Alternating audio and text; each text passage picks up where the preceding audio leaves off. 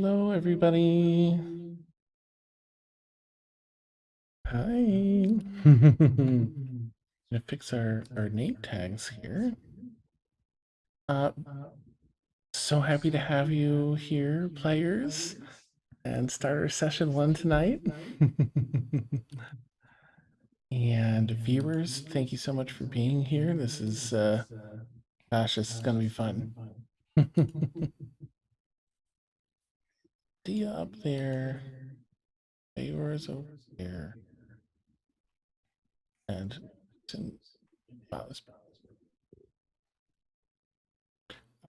okay. All right. Somewhere I set up a tweet. All right. Put a tweet in chat. Working. Okay. Um.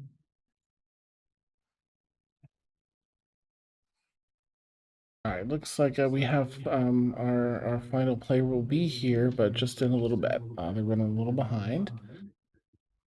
So let's find some nice city ambiance here for tonight.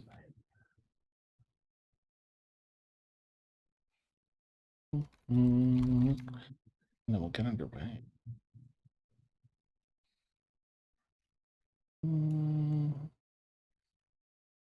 One of these has a dog that barks way too much.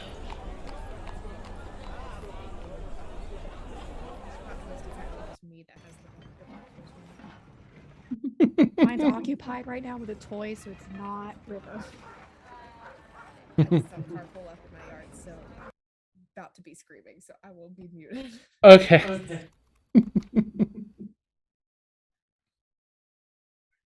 This for viewers. A little bit. I'll put in our Zoom chat this ambiance. I love linking these because it tends to add something to the mood as we're listening. So I'll link other ones based on weather or battle or whatever else we might have, wherever you all end up. Oh, well, there's that. Let's just address that quickly. There's a duck. All right, this needs to not be happening on Tuesday. Hey, up donut. Nice to see you here, Varoth. Hi. Okay. Anyway, let's get back to my notes and we will get ourselves rolling. Well, here we are. Welcome, everyone, to Sundered Faete, our new Tuesday night campaign, episode 1. Everything's fresh, full of possibilities. Oh, so excited. So I'll take us into our city here a little bit. For viewers, this is a brand new world. This isn't Astralanor from the other campaigns. This is Istel Fair, and set 100 years after the Sundering. Bunch of different primes from across the multiverse were smushed into one prime, and there was a 100-year war between the primordials and the deities brewing across all of these. So the Overgod Owl smushed it all into one prime, and then made 2 copies. One for the deities, as you know in most of D&D lore, and one for the primordials. This world is set as the one for the primordials, and it's currently almost 100 years post that moment, post Sundering. There's 3 days left until the grand 100-year celebration. And we find ourselves in a rather interesting city, Oberman's Mill. This city, while most of the world has a very medieval setting, Oberman's Mill has a lot of advanced tinkerers. It's known for stone that it mines from the nearby mountain Orin's Rest, There's high quality mundane stone and a magical stone called Arkstone, and it conducts magic very well and has some other wonderful magical properties. And they've used this to create almost a steampunk city powered by this Arkstone. A lot of gadgets, mechanical sort of constructions. And with that, I'll set the scene for. Hi, my crush. I'll set the scene for the city, and then I'll take us through a little tour of our friends, our new heroes. Much like its mechanical infrastructure, the people of this city seem to operate with an almost clockwork precision. Shops open punctually each day, and people file neatly into streets going to and about their business for the day. While social gatherings and generally sophisticated revelry fill the evenings well into the night throughout the week. Arkstone trams run throughout the city, including a scenic underwater route across the bottom of the river which bisects the city from north to south.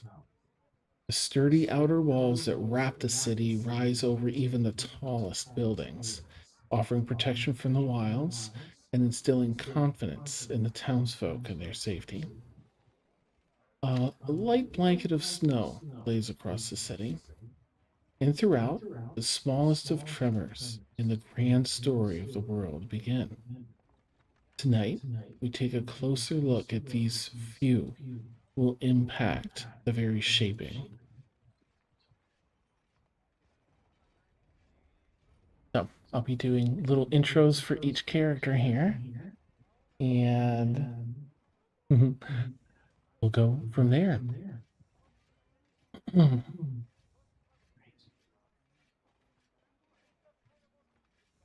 Okay. The halls of the esteemed Zenith Institute of Arcane Technology are abuzz all day, with busy students and teachers zipping about the halls. In the lower levels of this hive of activity, researchers work away, studying all manner of things for the better understanding of arcana and the advancement of arcane technology. In the evenings, these busy bees all leave the hive and return to their homes in the city or dormitories down the block, and a silence falls over the Institute. Only those in the research floors that have an unhealthy devotion to their work stay this late into the evening. In a lab on the bottommost level, in the deepest reaches of the Institute, one may mistake the scene for an excerpt from a mad scientist film. Lights flash and dance in color between white and blue from various devices around the room. Long segments of spiraling glass tubing stretch between machines, and honeycomb antennae arc electricity. Zips and zaps of sound snap in the air over the raging mechanical whirring of the devices interconnected. Everything is running smoothly, and the readouts show all readings are nominal until they're not. A loud explosion of energy and metal sounds from behind the shielded back section of the room. An antenna bursts into pieces, the shattering bits of metal piercing nearby equipment. Then another antenna explodes, and another. The chief researcher at the Institute exclaims in panic and frustration, "Shut it down! Shut it down!" Quickly, she and the others race to shut down the machine. As things begin to calm, it's clear that today's experiment was a loss, leaving Chief Researcher Adela Slatestealer, Research Assistant Laudane, and Ladrin weary and frustrated. Another day of work and hope with nothing to show for it, and another day with no answers. After 5 years of these failures, they've learned almost nothing. If not for the fact that the few things they have gleaned so far held so much potential and seemed so primed to unlock some deep mysteries, there's no way the Institute would still be fun. The failures felt all around, though the stakes are the highest for Ladrin. One highlight out One highlight after this most recent crushing disappointment is that it's thankfully drinking night, as are most nights actually, with her friend Feora. As the evening wraps, Adela stands behind to review her notes from today's experiment. Laudani breaks things down in the research lab and then heads out into the city for the night. And Ladrin collects her personal notes and does the same. The walk through the silent, empty halls feels all the lonelier today, save for the clacking of her footsteps that accompany her, until other sets of footfalls echoing the distance come into earshot. Approaching at a steady pace from behind and ahead. As Ladrin rounds the corner, she's greeted by a small band of officers led by a detective, with more approaching from behind. The detective, a strapping tiefling woman in her early 40s, peers at Ladrin with world-weary eyes and says, "Good morning, madam. I hope you excuse the farce." He nods towards a collective of guards now encompassing the space. "See, I don't know much about you, Miss Ladrin, but what I do know is that you were one of the last people to see Ambassador Citron alive. So I'll have you answer a few questions for me down at the precinct."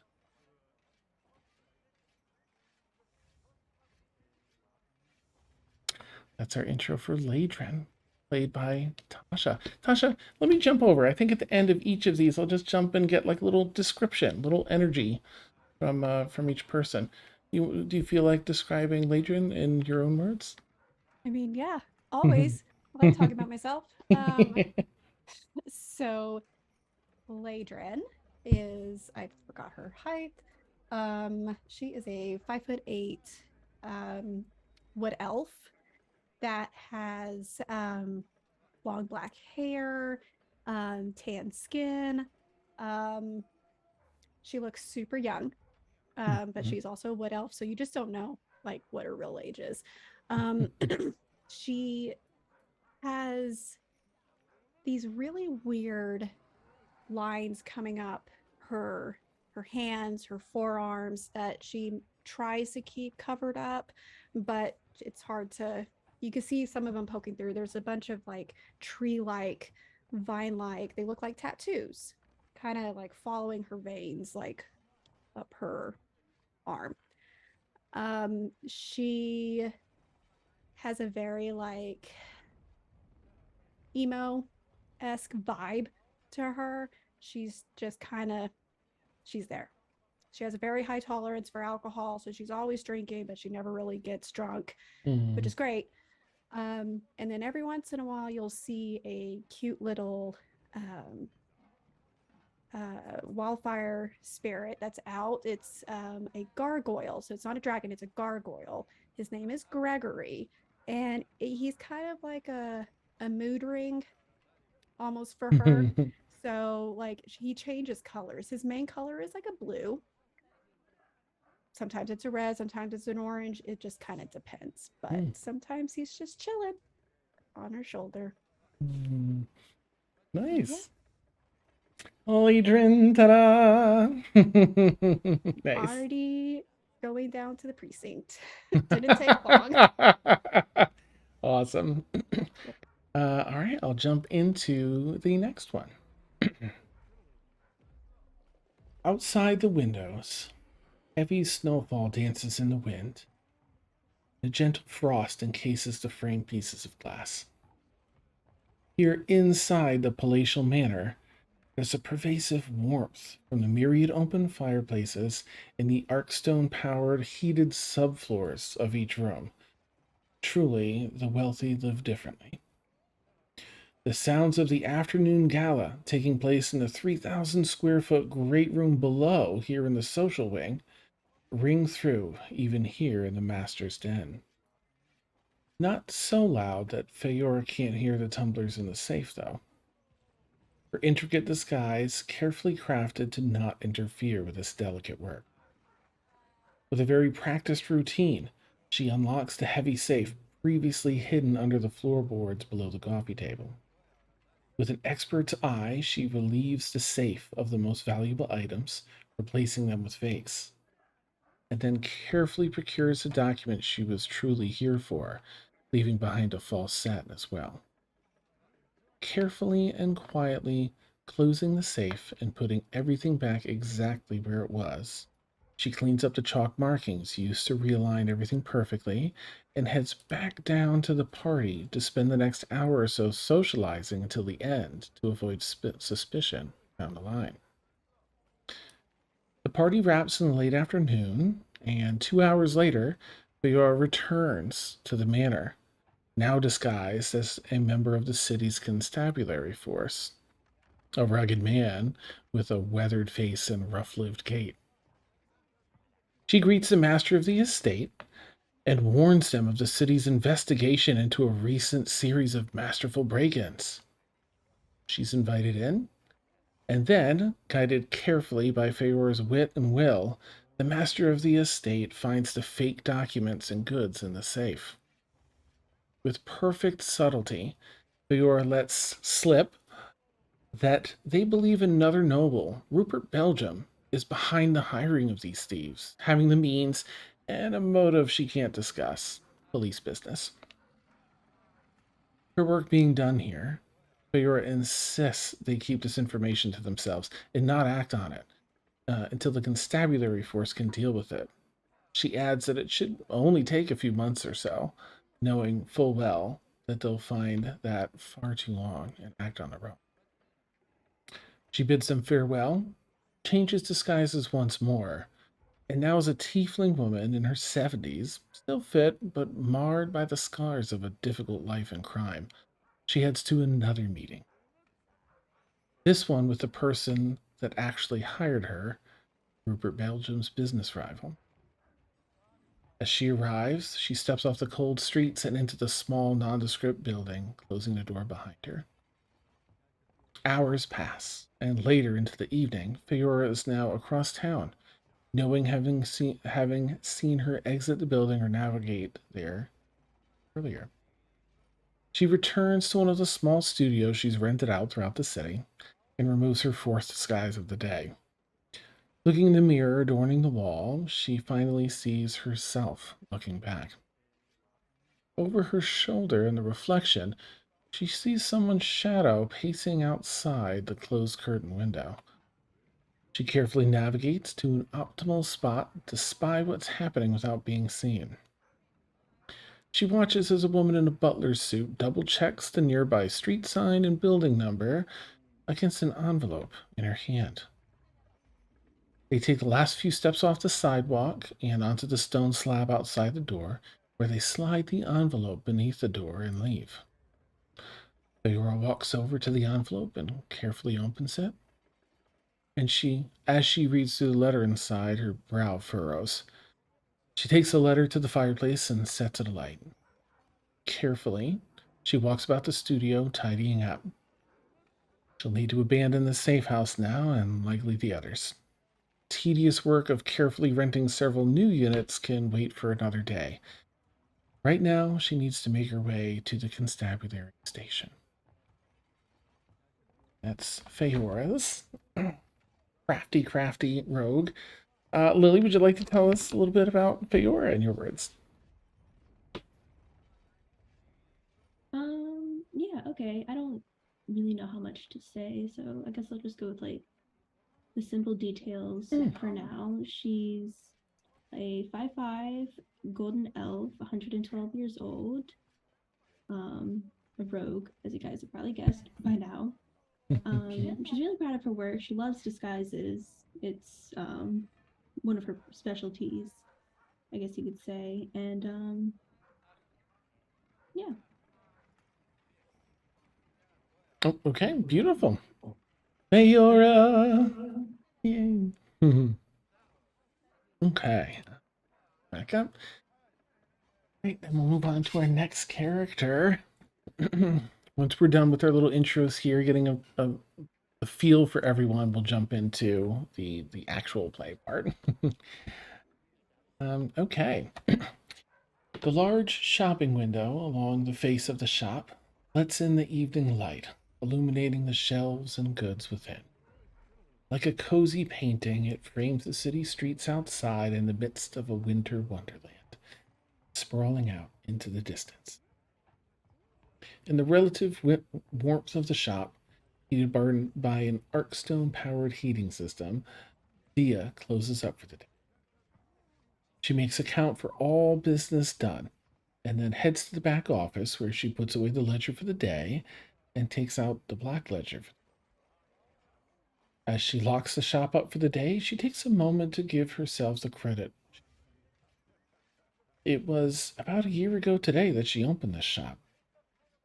It wasn't an easy task making it to the city, let alone building up her business once here. But she's come a really long way. She did it all with her own effort, determination. The bitter cold of the early winter season quickly wraps Dia in its icy cold grasp. She pulls her jacket up to her chin and begins navigating the streets of the city down to the tram stop. Moments later, she climbs aboard and finds an open seat near the conductor. She rides the tram to a riverside part of town, her business satchel tucked in her lap. She doesn't want the stolen goods held within, nor her black ledger to be swiped or lost along the way. She gets off at her stop and continues to her rendezvous.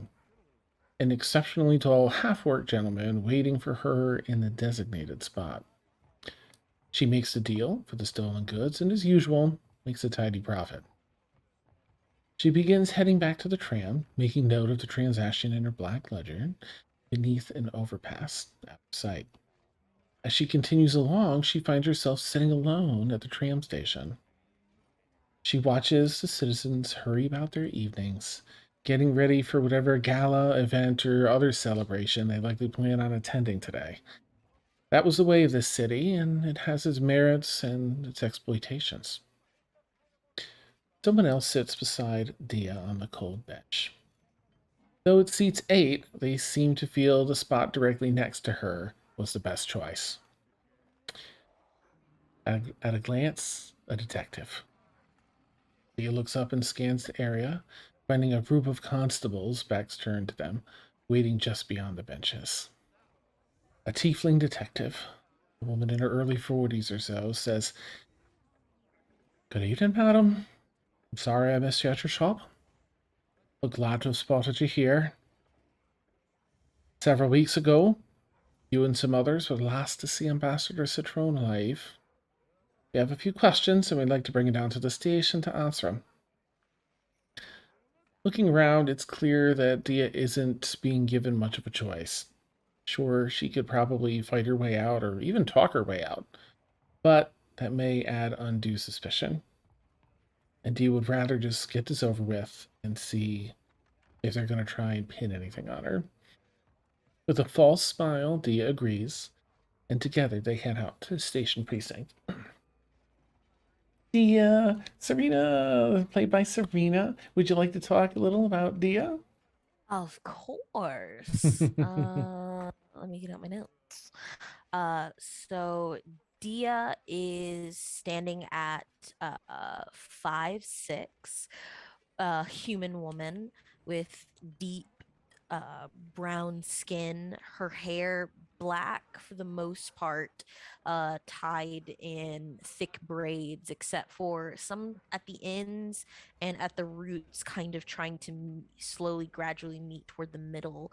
The is this strange, deep metallic gold color, which transitions throughout certain parts of her skin, not in large bits, can be attuned to freckles or maybe slightly replacing some of the skin, are very noticeable sheens of gold that match her eyes that have no pupil, but the sclera fully in its content is gold as well. And that's what I have for her, appearance wise. Everything else we'll find out. Yeah, it's awesome. Beautiful, beautiful. All right, well, let's hop on down Oh, good. It looks like our other player will be joining us shortly. I mean, soon versus shortly. Yay! All right, here we go. Oh, I'm sorry, I forgot. Dia. Here we go. Now it's official. Yeah. Onto the next row. In the window of a tiny apartment offered up by the religious sector to those who serve the primordials, small candles light flickers, dances. The windows nearly covered with frost, the interior holds almost the same chill. A bed and chamber pot reside in one corner, and a small dresser in another, leaving room only for the door from which to enter and leave. A chaotic arrangement of handwritten notes are pinned into the wall above the dresser, connected in ways only the person who placed them understands. Dates and times, different people arrived in town, current locations and jobs for some marked down, large X's crossing out other potential people. Most of the notes point to one person, though, under the employ of Citrone. The meager lock on the door engages, and the handle turns. And in steps opportunity, literally. Though most of the people that know her call her Tuna. Dead. She sits on the side of the rustic bed, the wood of the frame creaking from age, and takes off her boots. Another day working the religious sector's triage center. Folks that go there to get healed don't get asked any questions about how they got their wounds, which makes it the perfect place to get the lowdown person she's looking for. Tuna reflects on the opportunity they had working for Citrone a few weeks back. Had they not closed herd or co-hires out and sent them away so quickly, she might have had a proper chance to ask some questions about the person under their employ she's looking into. Still, there will be other chances, and the past few weeks have allowed her to become much more familiar with the city. There's a knock at the door. The door itself is so rickety that it sounds as though it might burst free from its hinges. She answers. Standing outside, filling most of the frame, stands Baragon Emberi, the Leonin gentleman that gives services nearby, and the first person to show kindness to Tuna when she arrived. Snow falls heavily in the background, and the brightness of the accumulation on the ground hurts her eyes momentarily. He begins to make some small talk, asking about the food basket he left the other day and the jam within, before catching himself and getting to the real purpose of his visit. But that's not why I'm here tonight. I spotted a group of constables approaching Europe. They're out here, just an earshot away. I told them you wouldn't appreciate that sort of surprise, and it would be in their best interest to let me come up. It sounds like they have some questions for you. Apparently, you were among the last to see Ambassador Citrone alive. Honestly, didn't want them to have a chance to peer into your apartment in case there was anything in there you want to keep to yourself. I want you to go down to the precinct with them and answer some questions. I think doing so will be the fastest way for you to get back here and continue whatever work you're doing. But I won't press you any further than... Tuna considers her options and decides that fighting, though likely an easy win for her, would cause too much trouble for Baragon and the resident manager, Citrina Grimwing, who have been nothing but kind and supportive to her. With a sigh, she puts her boots back on, asks Baragon to lead the way to the constables, and parting ways with him, continues on to the precinct through the cold, snowy icescape city. Tuna, Carly, played by Carly, yay! Would you like to tell us a little about Tuna? Yeah. Mm-hmm. So Tuna stands at 6'1", the only tall person in the party. They are a pink tiefling. The most notable feature would probably be they have a broken horn. A couple scars kind of scattered across, nothing too notable, just typical kind of battle scars. No pun intended. And they're wearing kind of leather armor with a little bit of yellow fabric, maybe some sort of like holy vestments kind of sticking out. So yeah. Nice.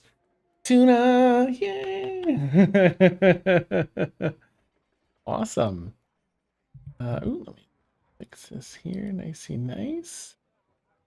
Right. Have our wonderful fifth player joining.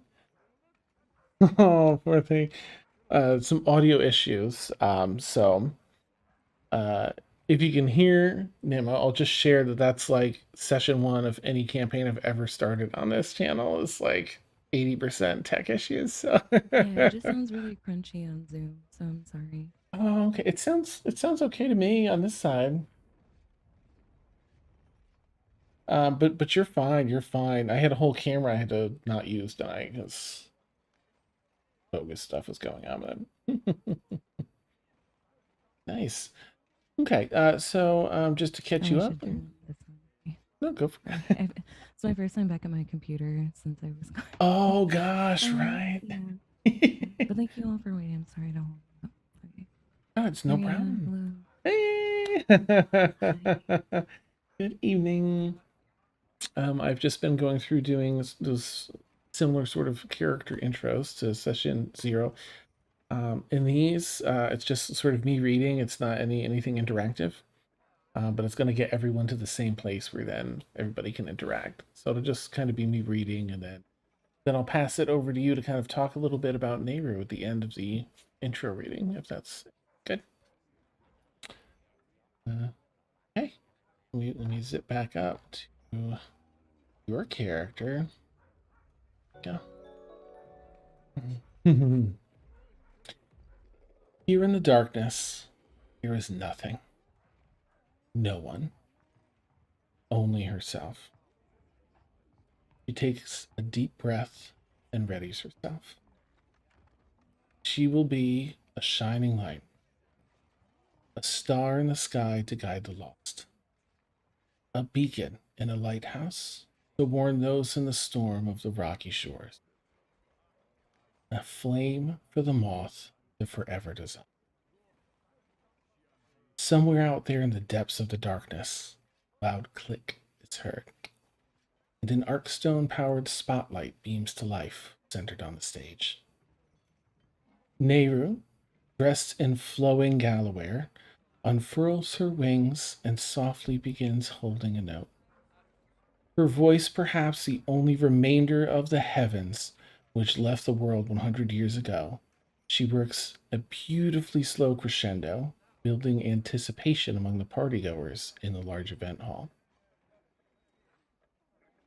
Nehru nimbly adjusts the pace and energy of her singing with vocal acrobatics the guests are unlikely to hear again in their lifetime. It's not just a song to her, it's a connection. In her music, she shares her passion for understanding, her experiences from life, and the pure wonder of the world, soulful to its core. Once her set is done, she grabs her satchel and joins the party here, the gala, finding a comfortable spot out of the way along the back wall. Towering windows cover this rear wall, giving her a divine view of the city below. Covered in snow, with a fresh coat falling from the clouds above, it's almost surreal, as though looking through a snow globe.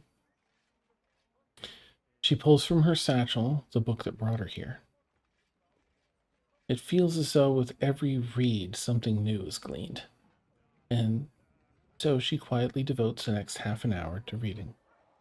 Contemplations of the mysteries and lore of the world fill her mental space. Drawing on past knowledge and conclusions, she challenges them with a fresh perspective, a smile adorning her face. Movement catches her eye above the frame of the book. Tiefling woman with a detective's badge is settling into the seat across from her. She looks up at Nehru over the top of the book in her face. Evening, ma'am. Pursuant to the host's request, I'll make this quick. You were one of the last to see Ambassador Citron live, and we need to ask you a few questions about that. We can make a scene here if you need to, but I'd prefer you come down to the precinct with us instead.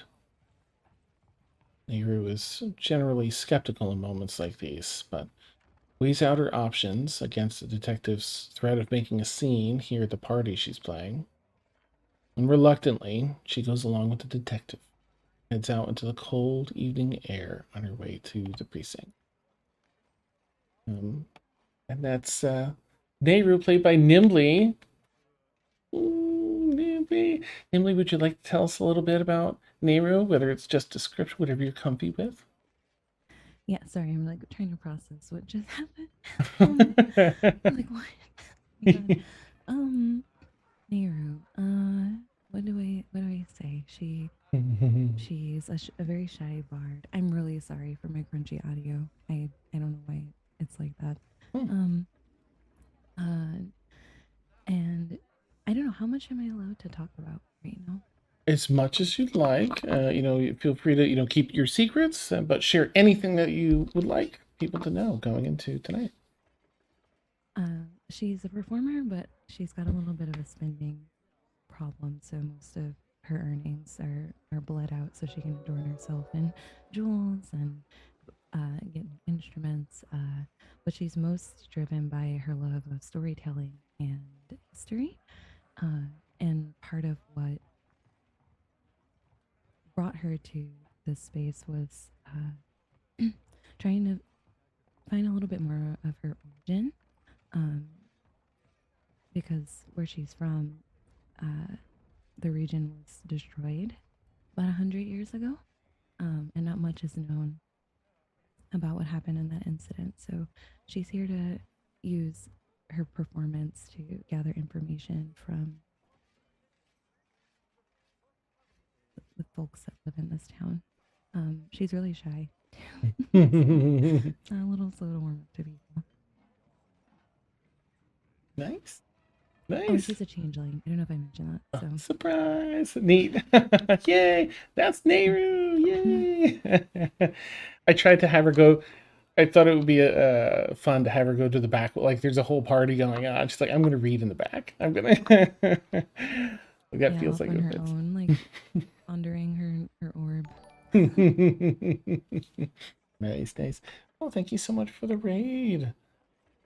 Me Up Gaming. Thank you.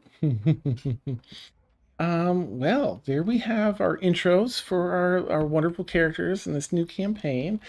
Everyone is heading down toward the precinct for some questioning. In our session 0, we got to play through, and indeed, our adventurers here tackled a quest alongside Citron, and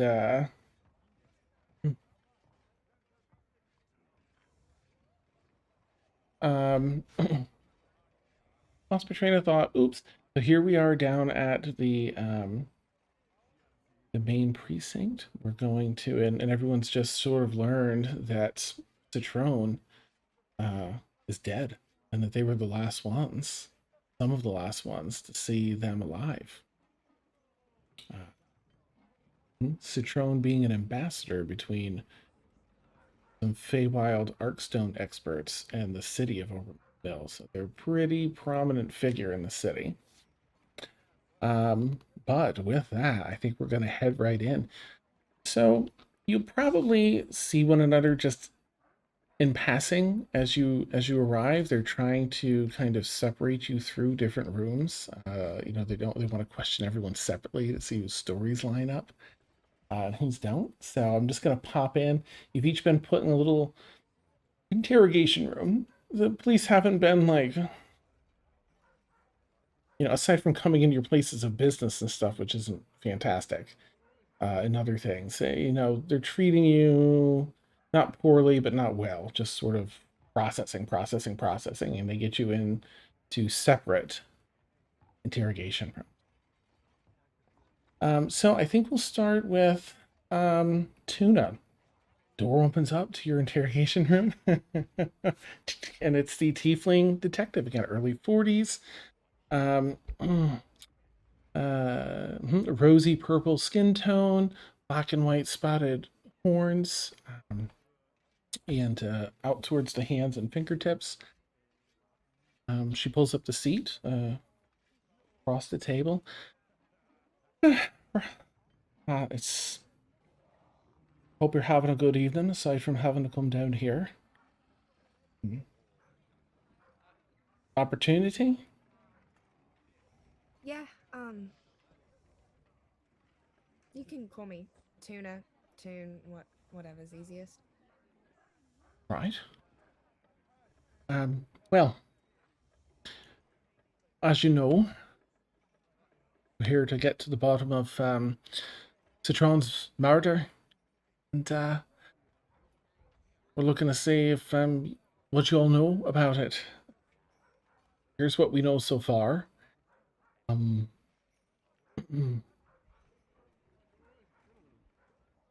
know that Citron was doing something he shouldn't. Bypass the Adventurers Guild and all authority a few weeks ago to go on this mission of some sort. We know he took the short run to get wherever he was going. We know had some sort of secret cargo. But what we'd like to know is a little bit more about that. What was your actual business with Citron a few weeks ago? I was hired for a job. I don't turn down jobs if I get them. All right. What was your job? Protection. All right. That from what? Thieves It's or? dangerous. It's dangerous on the roads. It's not. Oh. I mean, you'd be crazy to go off without having some sort of protection. I hate to use that word again, but it's really all I was. Right. And so they're gonna ask you. I'm just gonna give everyone a little bit of a chance. So they ask you a few more questions, and they sense up. Someone else will be in just to follow up with you in a minute.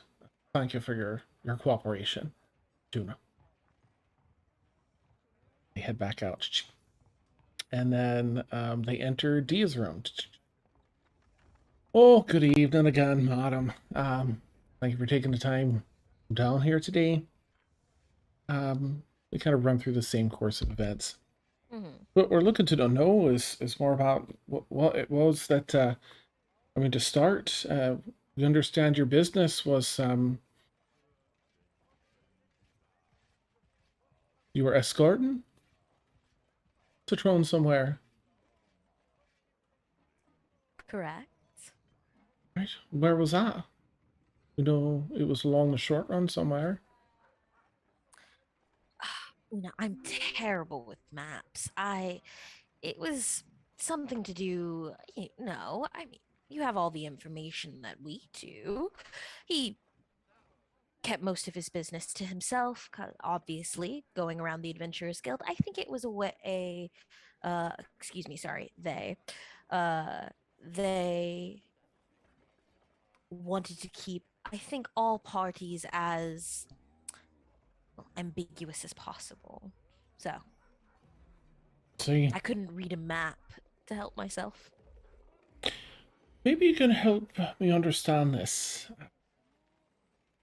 Citron rented 3 wagons, but some witnesses at their estate said they counted 12. You know what was happening with these 3 phantom wagons?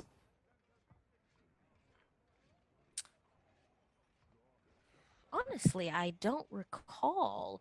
After, I mean, when you're hired for protection, you're keeping your eye out for vagabonds and thieves and the stray, I don't know, crow that might mimic someone's voice too well.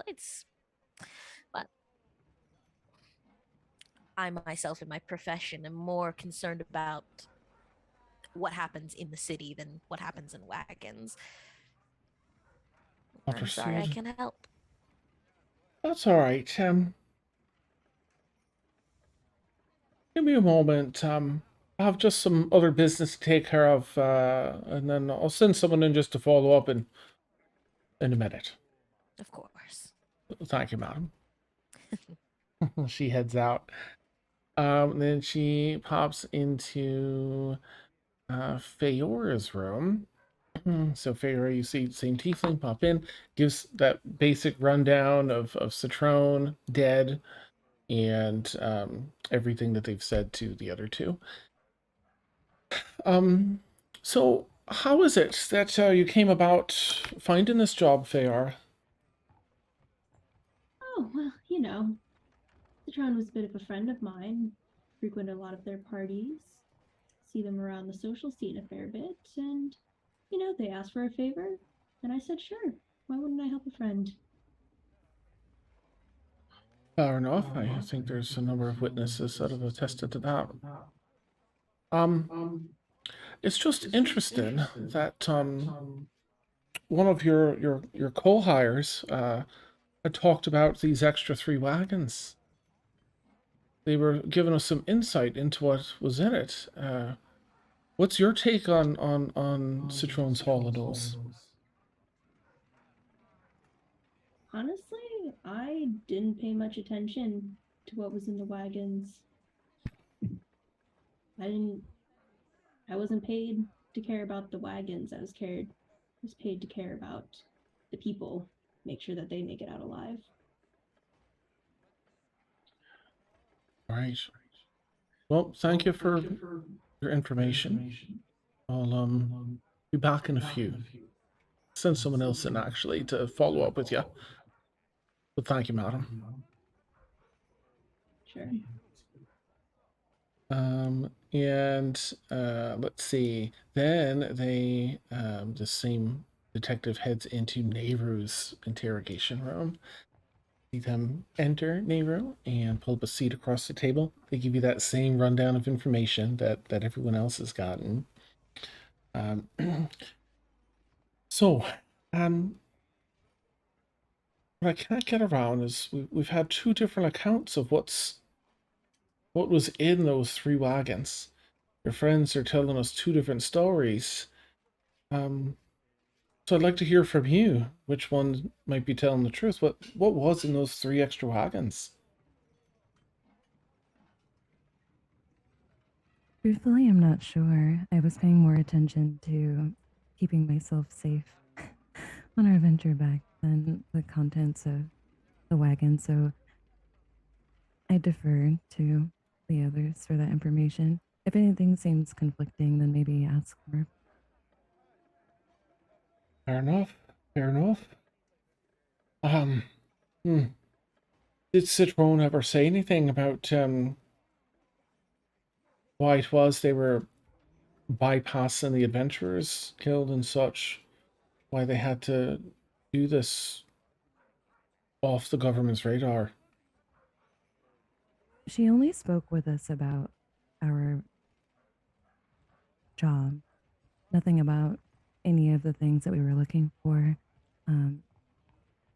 So I'm sorry, I don't have much to offer in there. Fair enough. Well, I thank you for your time, and I'll have someone come in just to follow up a bit. I've got a couple more of your friends to talk to, but thank you very much for your cooperation tonight. Of course, and if I do come across anything, I'll be sure to let you know. Right.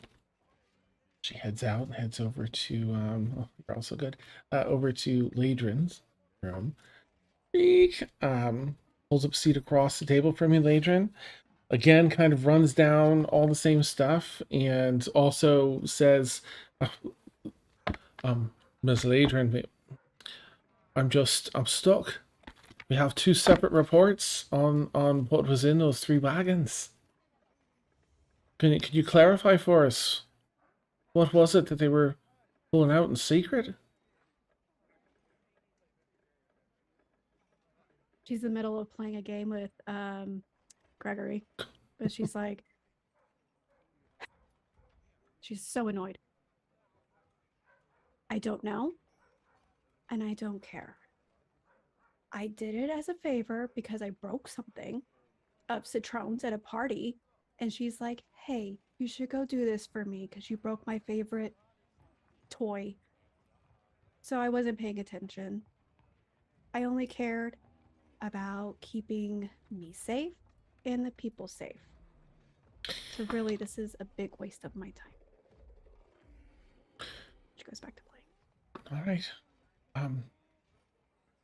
The detective excuses herself, and they actually go and they gather all of you up and bring you down to Ladron's room. So you're all in the same interrogation room. There's chairs sort of pulled around. Detective has another guard close the door and just sort of paces back and forth.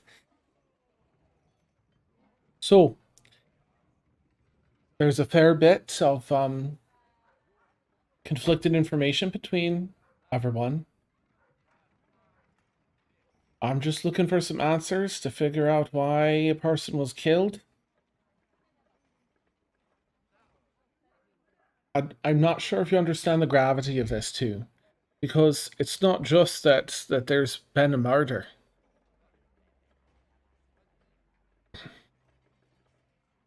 Listen, you were also among the last to see Citron alive, and everyone else, all of the people that the excavators that Citron hired have been killed too. So we're very concerned that a lot of you are next. I'd really like to get some answers, and there's 3 days. There's 3 bloody days until the 100th anniversary of the Sundered. And this city, as you know, is going to be full of parties, get-togethers, and celebrations of all shapes and sizes. We're going to be spread thinner than the bloody air on the peaks of Orange Rest. Please be cooperative, and you can move on with your Nate, and we'll move on with our work. In the spirit of cooperation, may I ask who we're speaking to? Hi, I'm Detective Cloudfang.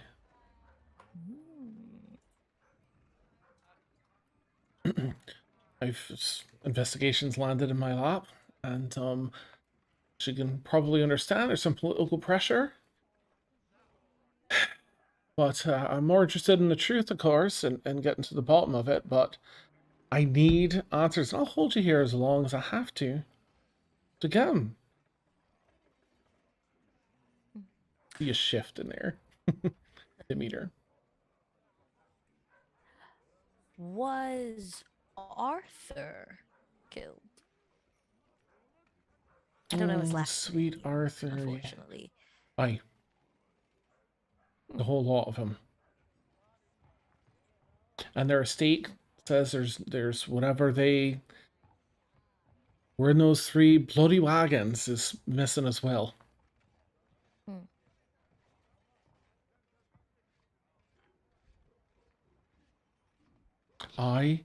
She starts ranting a bit and getting like she's gonna slam her hands on the desk, but the door opens to the investigation room. And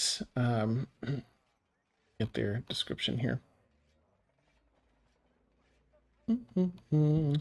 And a dark elven woman steps into the room. She stands about 5'8", has a fairly athletic physique at a glance. She has seafoam green hair and eyebrows, gemstone green eyes that kind of shine across the room even from here, and chestnut brown skin tone. And she's dressed in a very fashionable business attire. And she is allowed in by a guard. She has a little lanyard with a little visitor's ID. Because they're all about that here, I guess. Excuse me. Are they being charged with anything? Detective looks over and like, no. And if they've been cooperating... Yes. She doesn't. All right, then they're coming with me. If you have any further questions for them, call me and schedule a meeting. And the detective barks back at this woman. You're obstructing an investigation. And to which this woman stops in her tracks. She's walking over to you all, stops in her tracks, spins toward this cop and walks up to her with speed and determination and gets in her face and says, "You swooped in on these people, some of them in their places of work, and escorting them down here to the station, being paraded around like criminals. You will honor the laws and oaths that you swore to uphold in your pursuit of protecting these very people, even if I have to hold your hand to make sure you do it. I'll be happy I'm not breaking it off and handing it back to you. Call for a meeting." Turns to all of you, the detective's like, "Please, with me." She walks out of the room. I follow immediately. Nice. All right. You're all kind of checked out. They didn't take anything from you like during this process. You hadn't really even been like properly processed through the system. So you're able to go out. They check out that you've left. And once outside, a few steps away, there's a grand set of stairs from this precinct. You're down on the street sidewalk. Right. Well, my name is Endlin. It's a pleasure to meet you all. Make your acquaintance. Indolin? Endlin. It's a Endolynn. Got it in one. Cool. Now, you're free to do whatever it is you like. If you have more info for them, you wish to share it with them, that's fine. You're free to do so at your own convenience. But I've been sent here by my employer for your behalf. She would like to see you all immediately. This coach, she points back to a coach. It's not like a covered wagon. It's one of those nicer, more Victorian kind of coaches, but it's like a limo style. It fits more people. This coach will take us to her estate where you can address her directly. Do as you wish. You don't have to go. But it would probably be in your benefit to accept the invitation. I'll be in the coach waiting. Begins walking up to the coach. Real quick, who's your employer? That question. Right. A bit worked up from being inside detective. My employer is Aveline Tarthus. Aveline is an NPC in the city that is very wealthy, a huge recluse, and I think almost all of you have a reason for wanting to see her. She's the person that might have answers for those looking for people. She has connections, secrets, influence, all sorts of stuff. If I remember correctly, wasn't Aveline's symbol on the automaton elemental that was after that was going toward the mines? Am I remembering that falsely, or I think that was like a her different brand? Okay. No, that's the person that made the very first Warforge. That's also in the city, also very powerful, but a slightly different person. All right. Ignore me. Anyway, she continues on and just leaves the door open. And I guess I'll just check in if you all are taking the invitation or... Absolutely. Okay. Opportunity to step in. Feora? I'll take the invitation. I'm just curious as to why she cares whether or not we're in holding over this. Ladrin would look towards Feora to see if she got in first. And then Ladrin's like, okay, fine. Okay. And neighbor? Neighbor sees a coach and just is already seated. She's tired of traveling in these wagons. It's rough. Nice. It's an exceedingly comfortable coach. It really is. The seats are cushioned. They're wraparound seats, so you can sit, front, back, or side. There's chilled drinks and a little, magically cooled cooler in there. Some glasses. Alcohol? It's how cool? No, alcohol. Oh yeah, 35 degrees. Yeah, alcohol. Mhm. Oh, that's what. Okay. There might be tea too. Tea or alcohol or both? Nice. Yes. Have you tried my latest mix? Was that the hot Far toddy? from it. It's Yeah. the hot toddy from last time. Right. I've made some improvements since the last time I tried this, so that's what she's making it for everybody. Ah, lovely. All right. In that case, let's see. Yeah, some of you have some additional knowledge. I think, Feywild, you know a bit about Aveline's businesses in case if you wanted to share, but you don't have to. You know that she has business already running in Sunhaven. Nehru, you'd probably be aware of her too because she has a business in Sunhaven, Crystalbrook, Kindle Landing, and North Belmont. So Tuna, you might be also familiar with that. And anyone that's been in Oberman's Mills, South Belmont, or Avalon recently know that she's setting up business as well. Has a lot of reach. The ride is exceedingly comfortable and very warm. It's just that season where you're a few weeks ago it was still like sort of warm. It was this nice fall 70s, and now it's like it just plummets and it's so cold so often. So nice heated coach, heated seats. It's pretty extravagant and very comfortable. And you make your way through the city. It's actually kind of soundproof too. It's nice and quiet, peaceful, and in a very loud city that can be extra nice while on the streets. You go through, at least you count 3 separate gates through a very large piece of real estate on the edge of the city.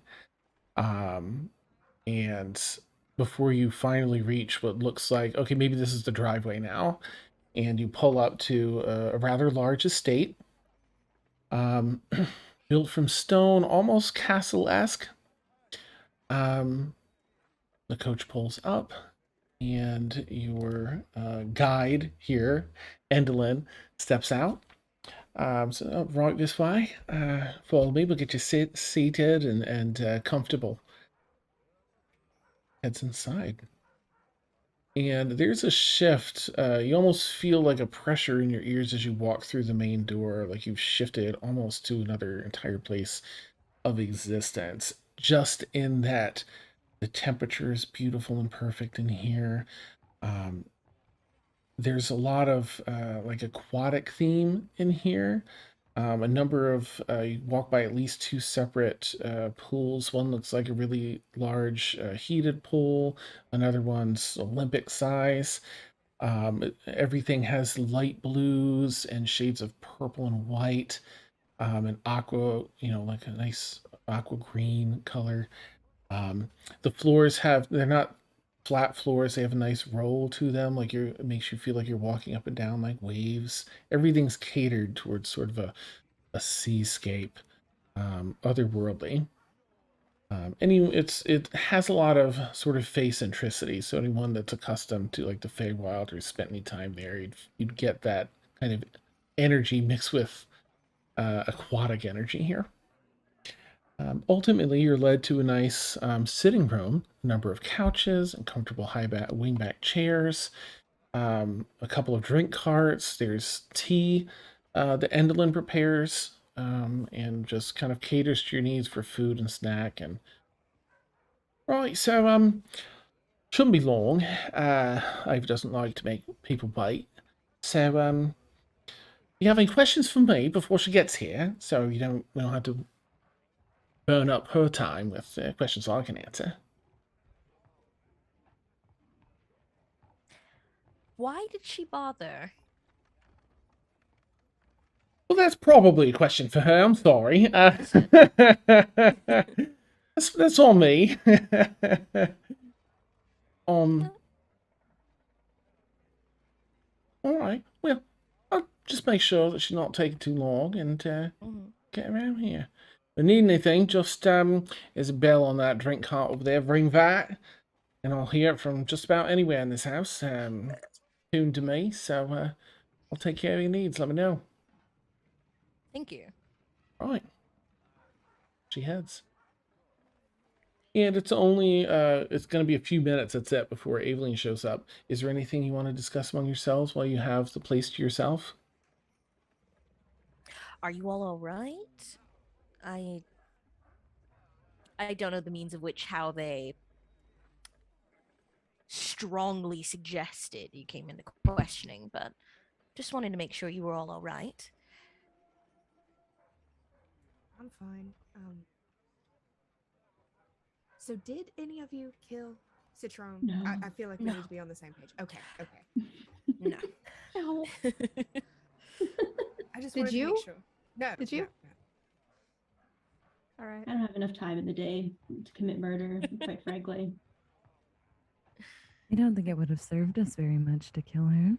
Mm. Especially if we didn't get the contents of those wagons, right? Do we know what was in those wagons? Because I wasn't paying attention. I mean, I there was didn't get that, the opportunity. yeah, I mean, there was that small crystal I lifted from that guy, Oh, the right. excavator, but I don't really know anything about it, so. Hmm. Oh well.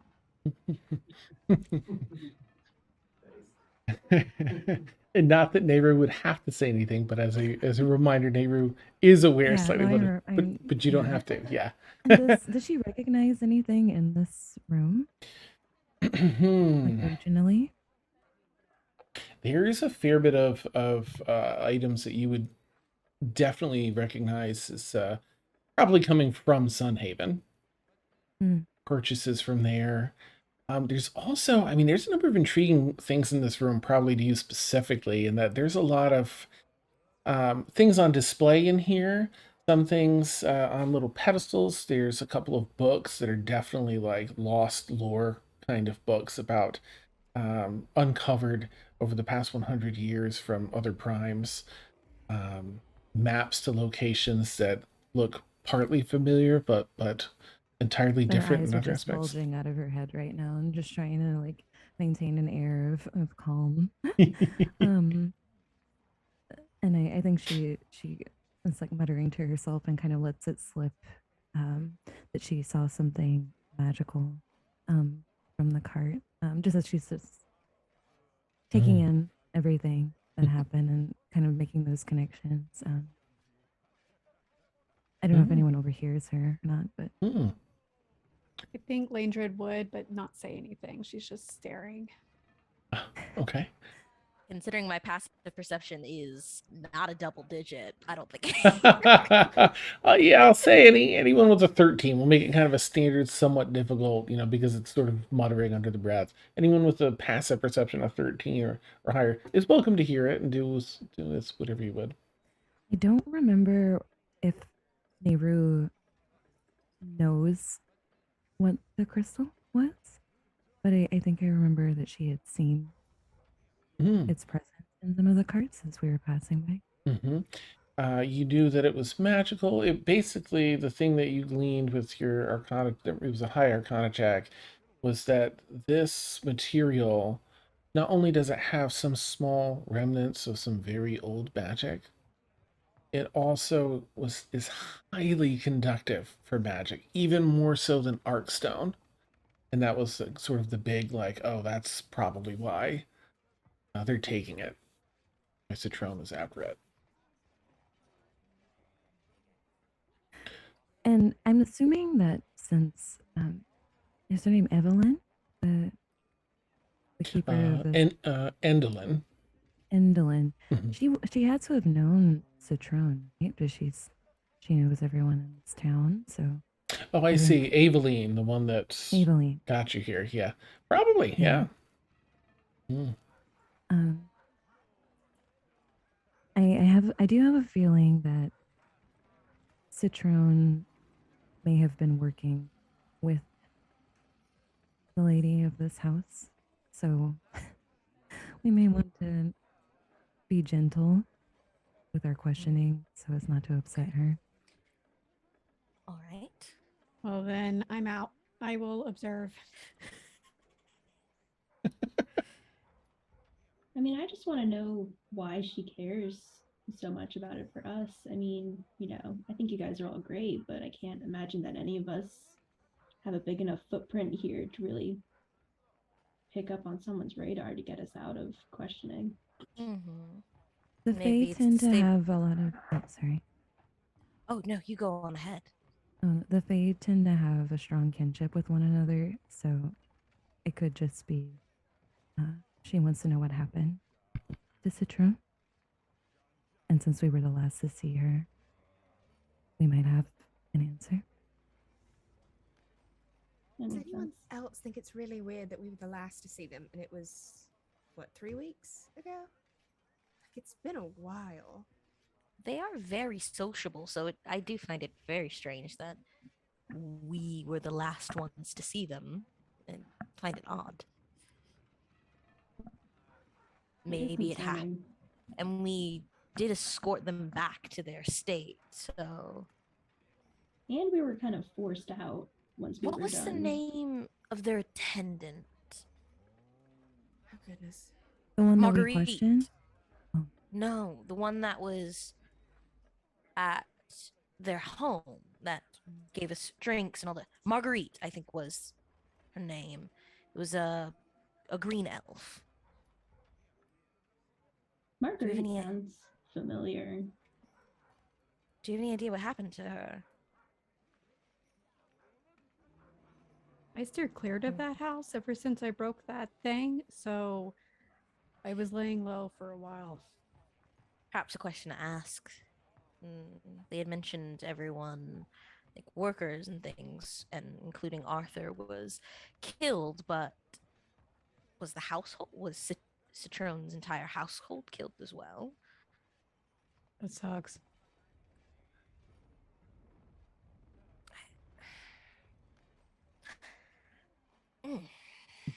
As you're all sort of letting the questions out and letting and processing them, you hear some footfalls approaching, and a person who you can assume is Aveline steps in. She is an air genasi. She is about 6'1". Has a very like a martial artist physique. Strong and a little imposing. She has shoulder length, straight aquamarine hair that flows as though floating in water, even when she's standing still. Honey-colored irises wrapped with a green edging, a teal skin tone, and she has she's dressed with I don't really know the style, sort of like short, what are they, capris, black capri pants, a light white linen kind of knee-length skirt on top of that, and a very light chainmail, chain shirt that kind of runs a little long. Very fashionable cut-off leather boots, and yeah, she glides in with purpose and very graceful in her walk. Oh, hello, hello. I hope you've all found your way here. Well enough. In one piece, the constabulary force didn't work you over too bad, did they? Oh, not yet. Good. Probably save us from the worst of it. They can be a bit bull-headed sometimes, especially this time of year, but it's no excuse, no excuse. Brutes, quite a few of them. But please, have you found everything to your liking so far? Yes. You He's must. all right. Oh. And how can I Hmm? improve upon your experience? It needs to be a one-on-one thing, but you can go on ahead and what were you saying? Oh, well, I imagine if I were in your shoes, I would be wondering why you're here. So to address things quickly, well, first, my name, of course, may have been made aware already, is Aveline Tarthis. For those that don't know who I am or what I do, I'm a business person. I have a number of businesses throughout the continent, looking to expand here in Oberman's Mill and a few other cities. And that's, I'm a bit of a recluse, which is quite all right with me. I prefer it. And that's what most people know on the surface. I've brought you here for a few reasons. One of the first is, obviously, I have some questions about the throne. I'm hoping you'll consider shedding a little light on. I'll share what I know ahead of time. But you see, I know that Citrone was mining illegally. It's certainly not something I'm okay with, but not a major offense, right? Oh no, it's outside of the technicalities of the law, but mining is mining. But word came to me that he was preparing to mine something of great importance. And if it was as big a deal as it seemed, my concern is that if it's that big of a deal, and all of his excavators were killed for it, and all of their excavators were killed for it, and they were killed for it, it's likely not in good hands now, whatever it was. And so I do hope to know what they found, so I can try and stay ahead of whatever's coming. So a little nervous for the city and others. And I should say this as well. Before I share my all my purposes in having you here, and I do have a request of you before I share that as well. I will say that there are many things I can offer. I have not invited you here simply to share from the goodness of your hearts. We appreciate it, but still, I don't think it's fair to go without compensation. I have money, I have connections, information, and influence. Perhaps I can share my request with you shortly and the information surrounding it, and then we can discuss what feels like fair compensation for each of you. Those are my motives going into this. Do you have any other questions for me? Can I ask how you came about this library of yours? Oh, I'm sorry, came across what? The library? Her library, her collection of books. Oh, oh, you have an eye for these things. Would you like to, I can bring it over to you. Would you like to hold it and take a look? Absolutely. This, she lifts off the glass case and carefully puts on little, gives you some cloth gloves and puts them on for herself and brings over what appears to be like centuries ancient tome. This was unearthed some a decade and a half ago, and over to you. It appears to be from a volume detailing the ascension of some mortals to godhood. It's quite a tale too. It's like an odyssey on its own. supporting a deity that stood in their way. 3 brothers, you see. And together they took the position that that deity once held. It's a 4-book set, and I have volumes 1 through 3. I am dying to know how it ends. And this is based in fantasy, or is it historical? It's difficult to tell. It feels like, well, it doesn't match up with any, many other accounts from people from earlier primes. Perhaps it did for whichever prime it came from. I'm hoping to find the 4th volume. Have some of my experts study it and see if it holds any truth. And Naira just bows her head and steps back. Thank you. Of course. So I imagine you must. I will share the rest of my motives, but I just wanted to take a moment, see if you have any other questions beforehand.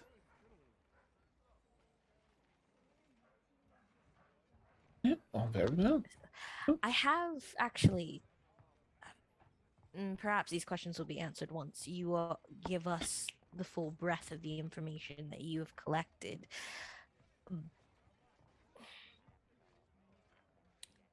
In your information that you've gathered, do you know of anything that have happened to a Marguerite at all in your information? Marguerite. Citrone's one of his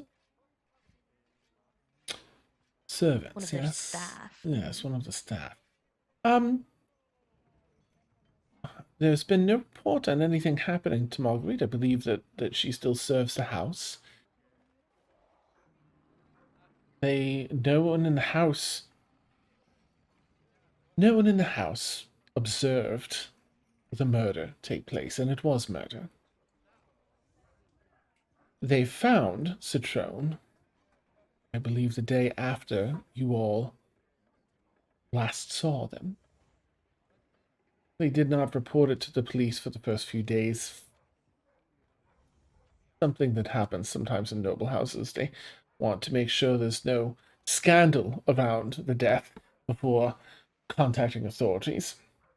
I did vet the information around that, and it does pan out to be just them assessing for scandals. The police have been working on it with the estate, the family, in quiet up until they very unceremoniously barged into your personal lives today and took you all in.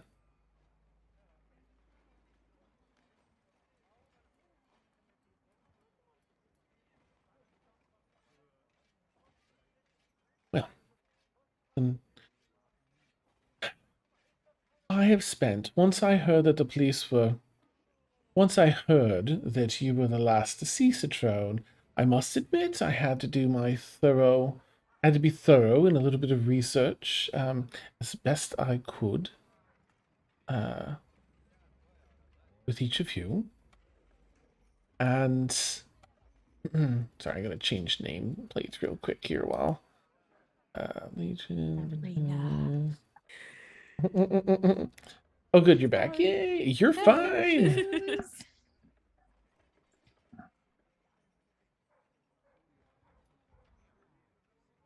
You're good. I'm just gonna fix that back real quick, and we'll change the nameplates all quickety quick. All right, Legion, Opportunity, and Feywild, and then Nehru.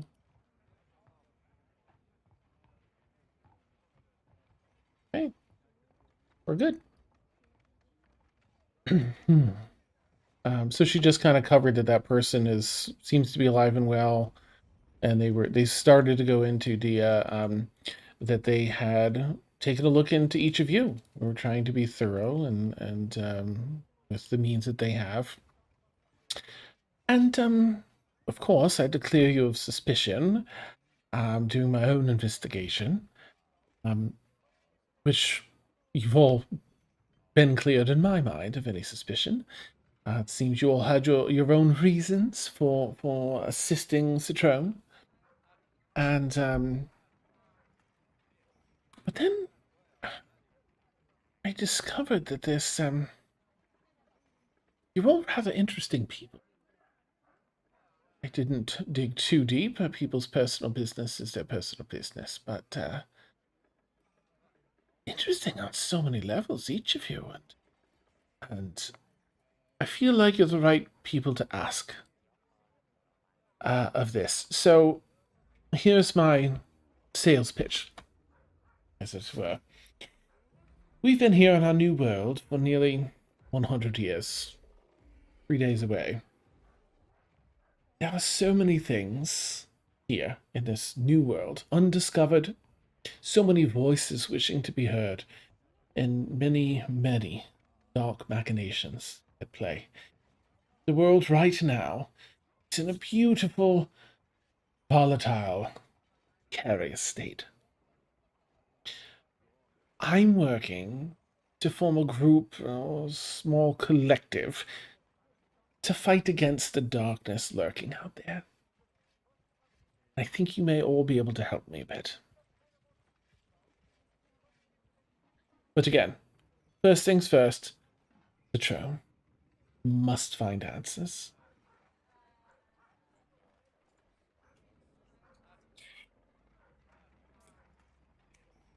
I have a couple of questions. I Please. suppose to begin with I'm invested into A, possibly not getting murdered by whoever is going after whoever's involved in all of this, and then B, not getting framed for it. So there are multiple investments for myself. My first question is, if this is a delicate topic, please let me know. Can Fae be, like, as far as my understanding of Fae, they are, especially someone who is an ambassador to the Feywild, does it take as easily as it is to kill someone like myself who is human? Does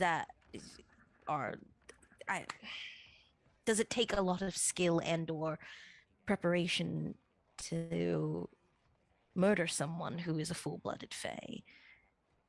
I think that the only classification of Fae that I know of that would be more difficult simply based on the type of Fae they are. Typically, it's just as with everyone. Some are stronger than others.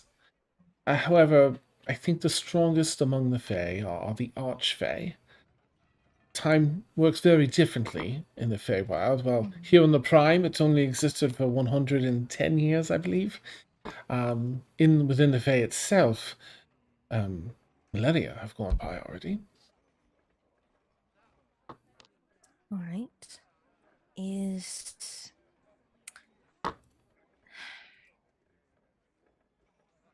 there someone that would I don't know, since Trone being an ambassador to the Feywild, I would think going to the links as to murdering them, who would have both the resources to do it so quickly and in a large scale, because it was not just Citrone, but who would also perhaps not at all be turned away by. I mean, Citrone has multitude of connections, not just within our prime material, but in the Feywild. Yes. Do you know of any individuals who wouldn't balk at someone with those kinds of connections? Sadly, too few to narrow down. Currently, I'm putting my resources to work, but no one stands above anyone else just yet. I feel that if I can better understand what it was Citrone had found, I could better figure out who would be interested in this, in either procuring it or eliminating it, or selling it. It all depends on what it is. I don't know what could be that valuable. And then last question before Yes. I silence my own self. Why aren't you going through the Adventurers Guild? Oh, if you should take this on, I'm happy to. I've asked you here outside of before making anything official, Mhm. mainly for your benefit. If, depending on what it is that Citron is involved in, I didn't know if you wanted that in large print at the Adventurers Guild that you're pursuing that. Okay. So, here we are. Mm. Well, in that case, oh, please. Do we know what time of day it is? I almost feel It's kind of late evening, maybe twilight Yeah. probably just passed. The stars are coming out 7:38 Mm. in the evening. I'm thinking that maybe we can excuse ourselves on the basis that it's been a long day of interrogation, and maybe we'll have a better idea of what we know after a bit of rest. Oh, well, certainly. If you wish to head home, I will not keep you here. Let me share with you my offer. Then take your time to think it over, get some rest, and think of what you might want in compensation. Should you accept it, and then come back to me when you're ready. Does that sound all right? I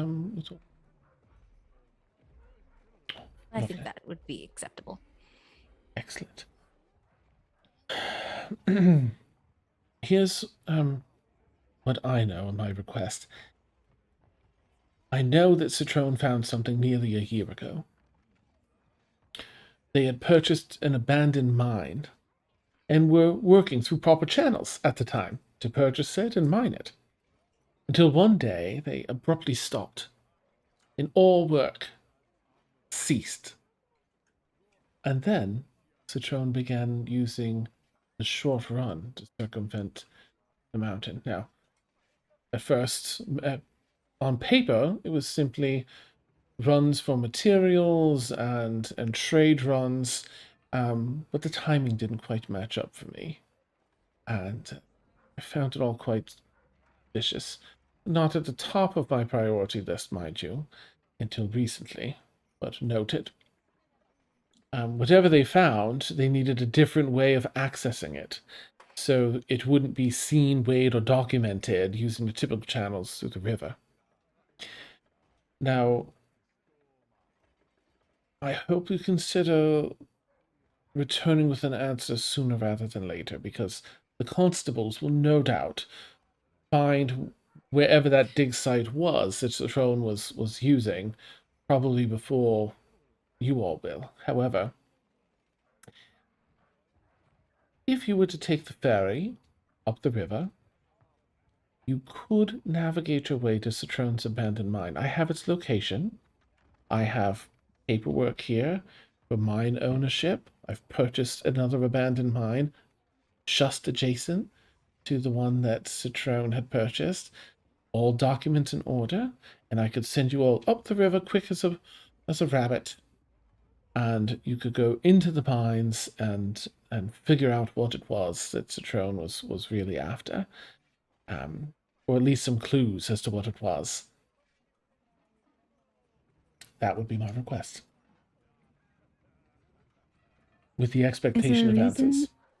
Yes. Is there a reason that you've not sent anyone else? I'm somewhat new to this city, and I don't know who to trust yet here. And it wasn't until looking into all of you that I have a knack for sensing people that are good at what they do, and that to some larger degree I can trust with a task. I think I found that in all of you.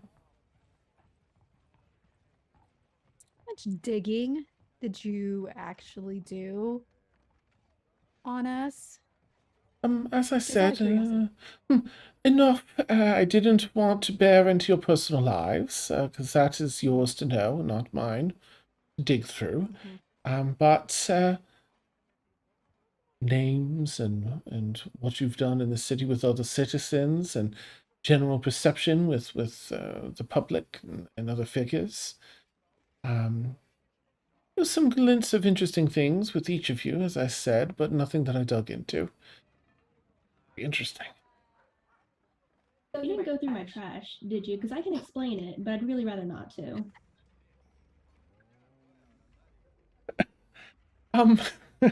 No, I did not task anyone with going through your trash. Your secrets remain yours, Feora. I'm just imagining her going on her own in the middle of the night instead of sitting. He's like, Like a raccoon. trash, did you? Delete my hard drive. So please, if you wish, you're welcome, of course, to stay here. I have a very comfortable guest wing. Or, of course, return if you feel more safe in your own abodes. Completely understand, but I do hope that you can get me an answer by late morning. I fear if not by then, we might miss our window to beat the cities as thick-headed as they can be. They are great in number, and I fear that they will maybe get to the answers before we can. And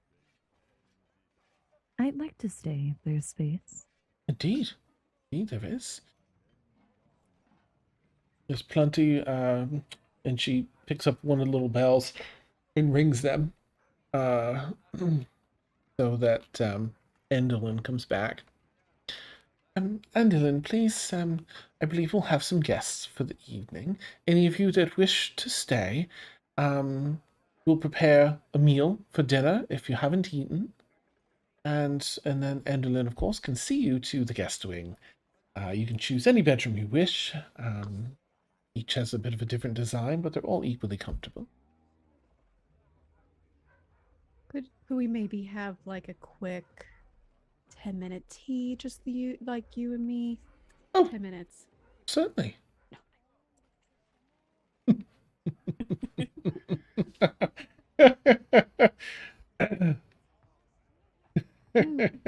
And then I may stay. We'll see. I don't know. Right.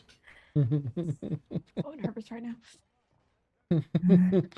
All right. So for anyone that is staying, you do have a nice like 5-course meal, and it's like not like American-sized dishes, right? But like not fine dining tiny dishes either. It's sort of decent-sized dishes, portions, very tasty. Midwestern portion. Yes, thank you.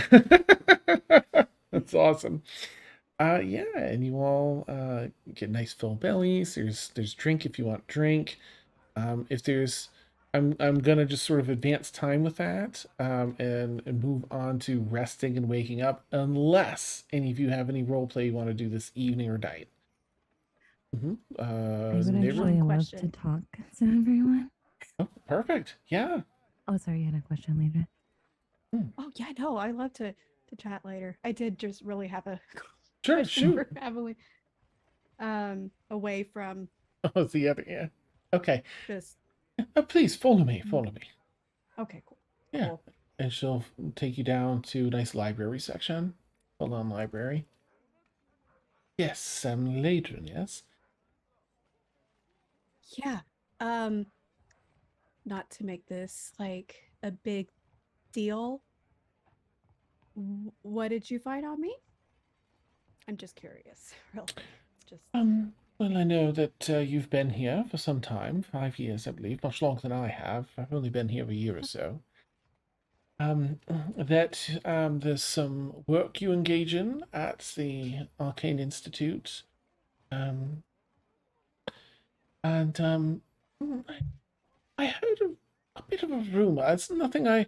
As soon as I heard it, I thought, well, that might be personal. That's not. We don't need confirmation about your. He kind of like shows like your mimics your tattoos of your own. But nothing I pursued any further than the rumor. That I have them? Yes. The rumor was that yeah, more about the strange origin. There's an unknown origin of these, and that they slowly creep up your arms. But again, rumor. People like to talk, but nothing I pursued. I thought if there is any truth to that, that is yours to own, and not mine to meddle. I would love to know who's been chatty. But not just not a big deal. Cool. Okay. Not common knowledge, I'll say that much. I'm just very persuasive when I'm looking for information. I have quite a bit to offer, and it's sometimes difficult to turn me down.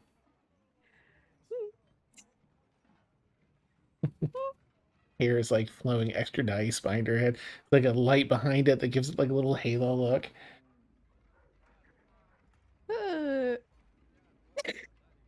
Yep. No. I'm flustered. So she will kindly be like, okay, thank you. And she's gonna like awkwardly leave, and then Gregory kind of pops up, and it's like a weird, like purpley flame right now. I don't know why. It's just that's what it is. But she's like trying to whisper to Gregory and then looks out the door. Nice. Okay. All right. Is anybody not staying here? I guess we'll ask that way. Tuna. Okay, you're heading back to your room. Okay.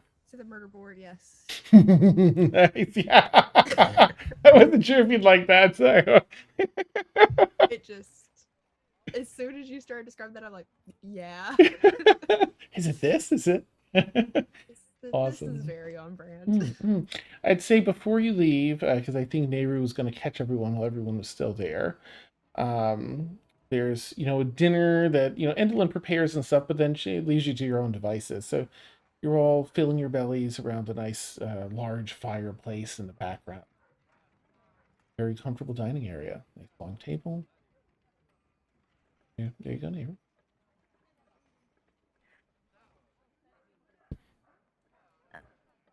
I feel that it may be in our best interest to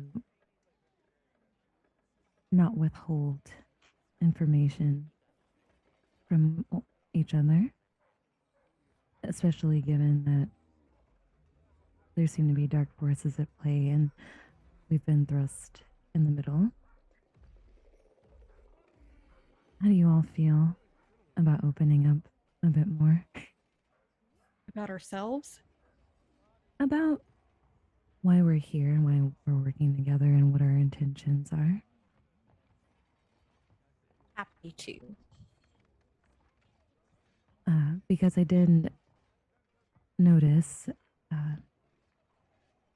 as we were leaving, as the carts were passing by, an aura that seemed.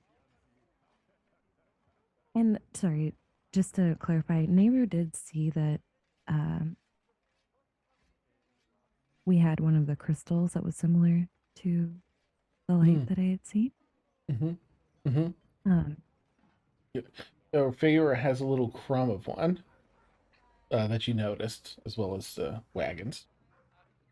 So the nugget that we obtained during our battle had the same glowing aura as what I had seen in the cards, and I think that may have been the stone that was mentioned earlier, and I'm concerned that it may have ended up in the wrong hands, and if we are going to go against this enemy, that it may be best to let our host know. I don't think she has any ill intentions, but I'll defer to you all. That's what we do. Well, so far of the contenders, it is the authoritative constabulary that has already expressed their dislike of myself. And then Madame Aveline, and I'm far more inclined to sign myself up with an individual as opposed to, well, a paid authority figure. I mean, I personally was kind of already I was already kind of ready to show her the piece that we had acquired, but I didn't want to do anything without talking to you guys first, since it seems we're kind of, in this together now. Mm-hmm.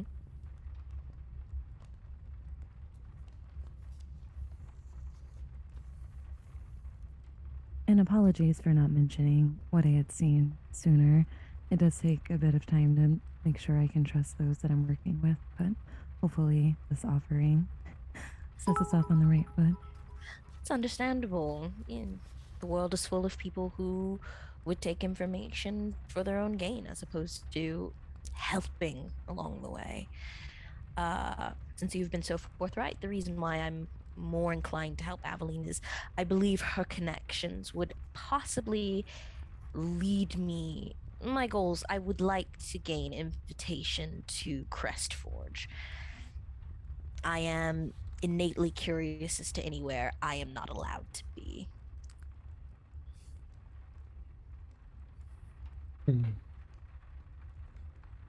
For being up front, I also would like to get some information from Aveline. There's a person in town that I'm trying to find. I don't know anything about them.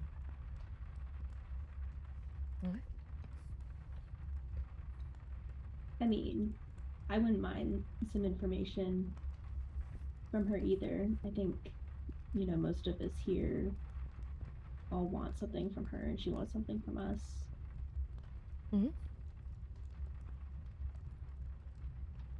So I guess it seems we should go for it. Let her know what we know. Excellent. Oh, sounds marvelous. And Ladrin didn't come with us, right? I think Right. by then I would have been back, yeah. Yeah. She's just observing and quiet, and Mhm. I guess if everyone's staring at her, she'd be like, oh yeah, no, like information's great, sure, that's cool.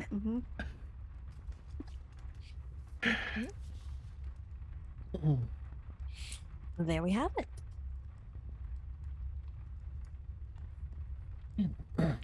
Nice shared meal, some shared sentiments. Gets everyone lined up on the same page. Yeah, she's not gonna bother you all until you're ready to share. So, Tuna excuses herself to head out for the night, and I imagine return in the morning to okay. Otherwise, everyone is able to, nice full bellies, very comfortable bedding. Everyone like sleeping on a cloud. Everyone's able to get plenty of rest. The rooms themselves are actually a little extra magical. Outside of being very spacious, tons of room, comfortable blankets and cushions and pillows. The ceilings of each room actually peer out. There's some magical barrier, but they're transparent, and they're peering out into the stars above and the open night sky. Nebula spread across, slowly moving as the planet spins. Very, very serene. Everyone gets a lovely night of sleep. Serene until the morning comes around, and then your room is full of sunlight to wake you up. Yay! Oh, it's 6:30. But everyone kind of collects. Anyone that's here, can enjoy a nice little breakfast first, and tuna if you get there around that time. And probably as you're all, about to wrap up breakfast, um, Eveline will come into the dining area. Good morning. Marvelous. Yes, you've all had breakfast. Lovely. I think I'll partake myself, and pulls out a seat. Just checking in. No pressure, of course. A little bit of pressure on a time frame, but have you all arrived at a consensus, perhaps? Yes, I think we've all come into agreement that a partnership between our group and yourself, I think, is the best way to go, and we would happily take you up on your offer. Oh, lovely. Oh, music to my ears. Well then, have you considered what each of you would like in payment? For myself, information. If you want to discuss that now, we can, or if you wanted to after the work is done, I'm more than happy to. I prefer beforehand. Just Understood. I would like to know if you know of anyone that could possibly get me or knows how to get an invitation into Crestforge. Crestforge. That would be difficult, but doable. I do good work, so I would say it's worth it.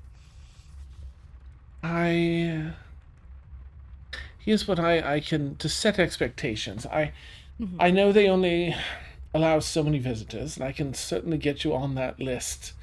They have an area of the city built within the mountain range. Massive city sprawls all throughout the mountains, with entrances and exits that they patrol through land and air. Wyvern riders. Yeah. They do not really let anyone. I don't know if you're simply looking to get into the city or if you're attempting to pass through. The latter, I do not know.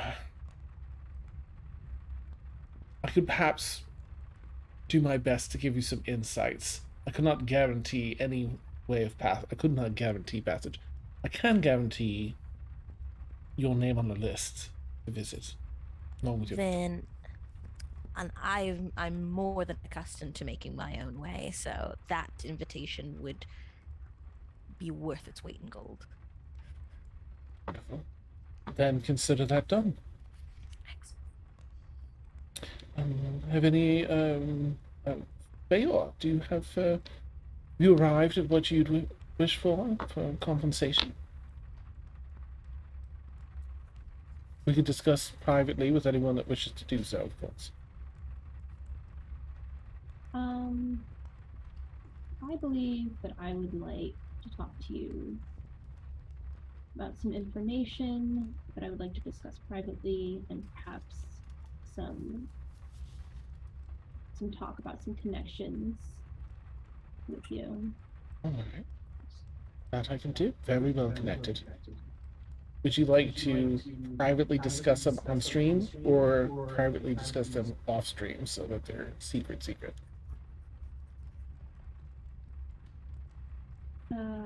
I guess probably off stream. Okay. For now. Extra juicy stuff. Okay, we will do that. Tuna, welcome back. I hope you found your way back well. Have you considered what I might be able to do for you?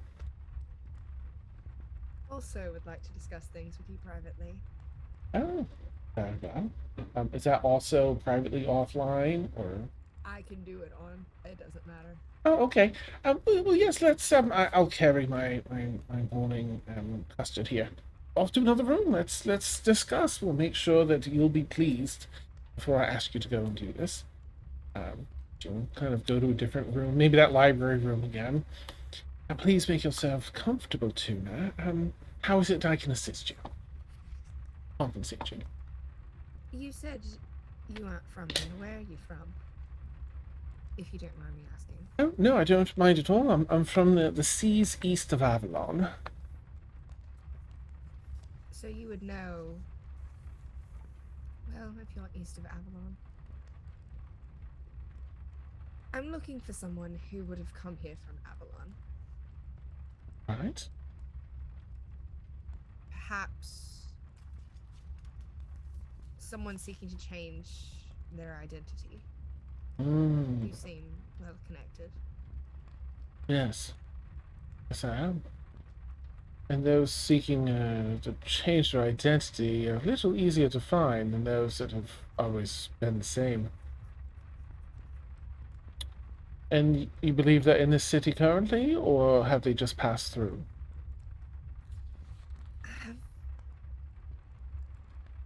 I believe they're still here. I don't know for certain.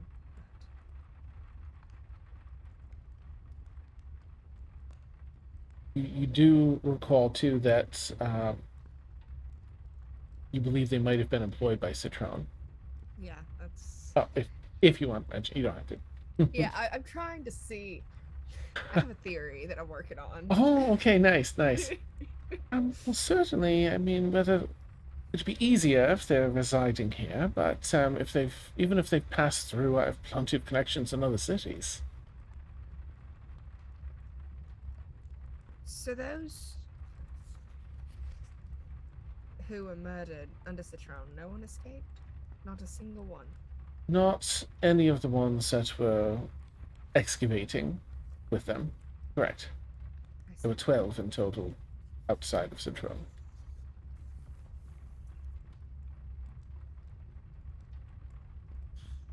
I'm going to be frank with you. Whoever I'm looking for, I don't know anything about them at this point. Just, they work for Citron. They came here not long before I did. I don't think.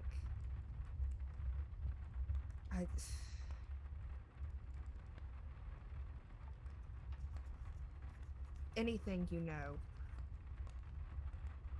Well, let me actually get you. I might be able to help you out just a bit preliminarily. And she walks across and opens up a dresser, a desk drawer, and kind of pops up a false bottom and takes out some medieval equivalents of manila envelope, manila folders, and puts a few down. This is from my investigation into Citron's estate just this past week. And it has some etchings and coal drawings of different people under the employ. You're welcome to look through and see if you recognize the person you're looking for. This would be a wonderful help. Yeah, this is perfect. Lovely. Well, please feel free to take a look. That much I have it here. I can't even say that would be compensation. Take a look, and if you find the person, then I can see what other further information where they are right now. If you don't find them, it at least eliminates them. That makes my work easier. Yeah, it's perfect. Okay. So I'll take it, and I guess while we finish talking to everyone else, I'll just be kind of flipping through. Excellent. All right. So I'll be back then. She'll head back to the kitchen. And I'm back, and kind of float into the kitchen. Yes! And I finished my custard, and I'm ready for the banana nut bread. Ladron, good morning. Did you have a good sleep? Surprisingly, yes. Lovely. That's a divine. Have you considered what I might be able to do for you? Yes. If we may. Of course, I have another library on the other wing. Please. Great. and I love libraries. I'll poke my head out and be like, "You can come in here. It's fine. I'll just come sit outside and peek through. It's fine." All right. A little less walking. Come, Ladron. Okay. And in you go. Yes, and just close the door. And Yes, please make yourself comfortable. And what is it I can do for you? So instead of making herself comfortable, she will begin like pacing back and forth for about a good 3 minutes in silence with Gregory on her shoulder, like mulling things over, and then just abruptly stops and Oh. turns to look at Eveline, like almost like she's peering into her soul Mm-hmm. to like make sure she's actually like making the right decision in this. Yes. I guess I would also need some information. Oh. Mm. What I nothing leaves this room, right? Understood, Yes. correct? Absolutely. I've done a really good job, I think, like concealing certain aspects of my life. I mainly came here for me. I'm really good at reading and studying and doing all that fun stuff. Um, so in a couple of days, it is my birthday. Oh, Woo. wonderful. No. So it was a very traumatic way to enter this really strange world. Oh, during the Sundering? Yeah. Oh, Mm-hmm. poor thing. Sure. Sure. Um, anyways, things happened, and I wasn't coming here for that information, but maybe you can help me with this other information. All right. And she pulls out a letter or like a piece of paper, parchment, whatever, of information about just the day that she was born Mm-hmm. and her mom. Okay. And things back and forth. She's like, if it doesn't pan out, I'll ask you for something for this other thing. All right. But maybe. And she'll pass it over to. Hold it back. Oh, all right. Oh, my God. It's mine now. Yes. And what is it you wish to know about this?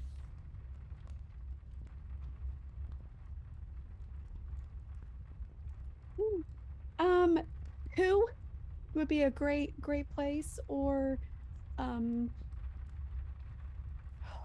how can I describe this? Oh, did she not make it? Oh no. Oh, please. No. I'm pretty sure I caused a lot of shit and that was just one of them.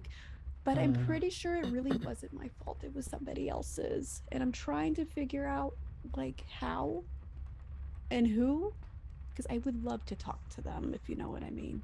Yes. Yes. Might I ask where you landed, where this took place? But if you were, I don't know if you were born just before the Sundering or just after. If it's on the day, if it was here, do you have a rough location where I can try and search? I imagine, I mean, long before cities, but.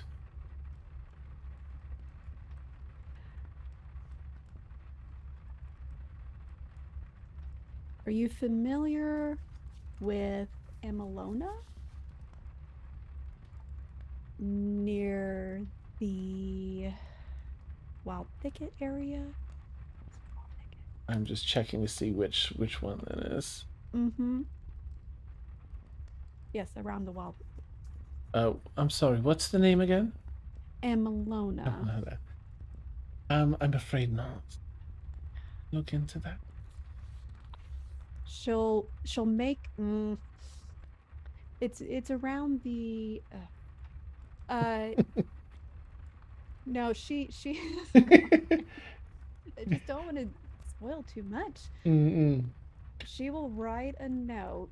Mm-hmm. She'll write a note of another location. Okay. Does this make more sense? Is it safe for me to take this, or are you going to pull it back? Is it? Oh. She'll slide it. Okay. Ah.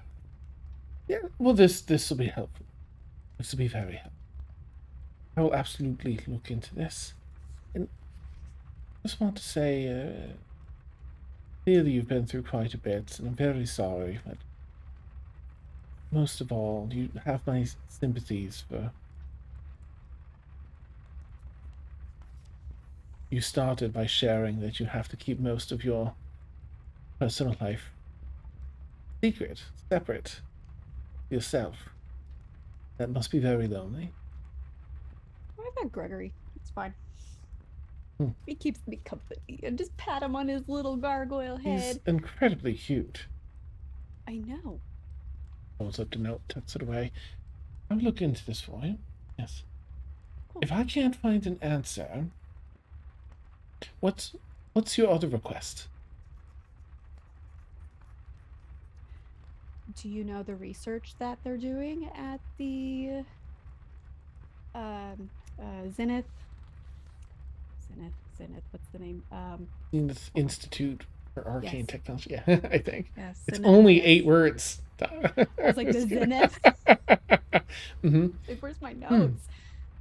I have an Yes. inkling. If it's tied together with the rumor, perhaps. I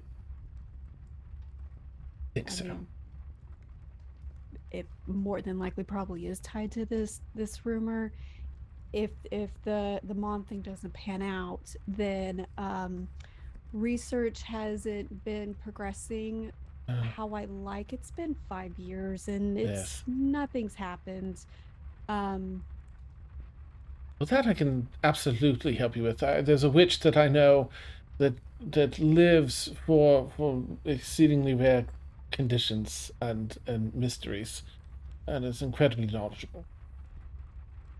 I can put you in touch with. That would be fantastic, Okay. actually. I'll seek this Yes? first, and Cool.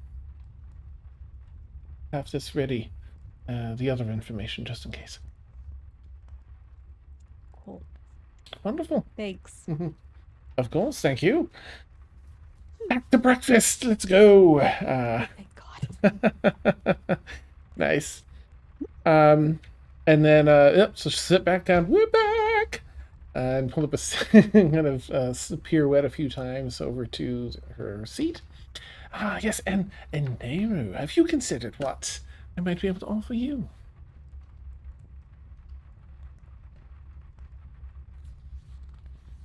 I definitely made an attempt, but truthfully, I can't seem to recall what I spent my time thinking about before I met you, so I think I may need to spend a bit more time with my Better. ask. Of course. Perhaps a bit of your time there. It's the hair, isn't it? Always. Well, very well. I feel confident that I'll be able to supply whatever your needs are. Can you figure that out?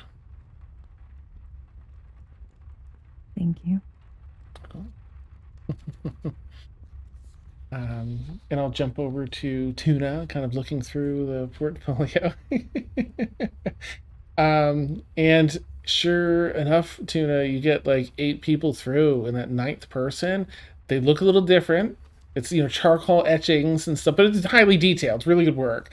But they look a little bit different, but there's a scar just over the left eyebrow that you recognize immediately, and the facial structure is effectively there, but they look very cleaned up, and they definitely have changed like their outward appearance and their self-care. Their hygiene has gone up quite a bit since last you saw this person. I'm going to just, as soon as I see that, I'm just going to hold the paper up and go, aha! Nice. And then just kind of shuffle everything back together and just kind of clear my throat, put it back in the manila envelope. Nice. All right. Do you she'll come around. She'll come around back from the corner. Oh, peek your head out down the hall. You found something. Yeah, this one. And then I'll hold up. She'll hustle down. Oh, all right. Well, yes. Then what I'll do is find everything I can in their current location, so that when you return, I can point a finger in their direction and send you right there. Will that work? Would be incredible. Lovely. Wonderful. Excellent. This is going to go very well. Thank you, Tuna. I do appreciate it. Right, well, let's enjoy the rest of our breakfast, and then I will gather all the necessary materials, your mining license, and a deed to that particular abandoned mine shaft near Citrones, and we'll get you set for the day. Come back to breakfast with everyone. While she was gone, if yeah. I could just very quickly Absolutely. to Nehru, did you want to tell her about the crystal? Or wait till we have more information from the mines? I think we should leave that up to Feora. Okay. I'm comfortable with either decision. But I mean, Alright. it might save us a mind trip if we show her this now.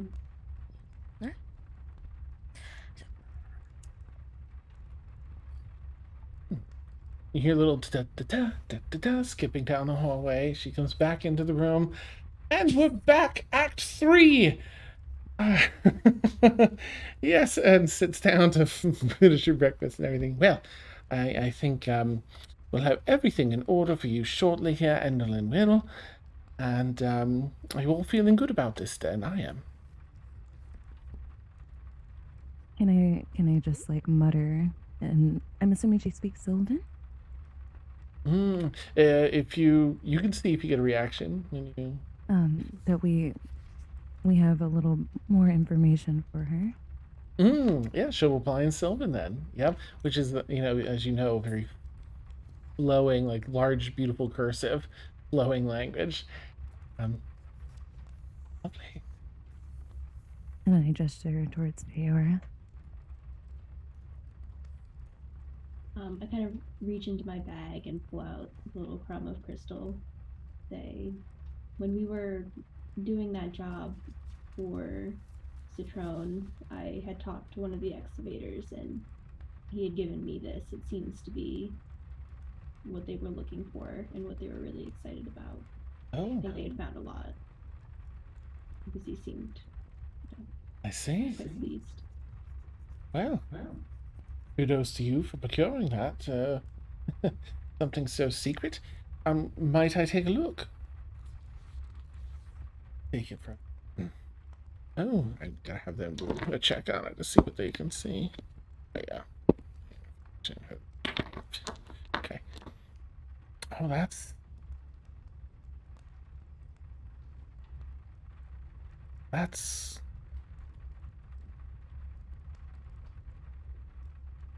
can be a problem, can't it? I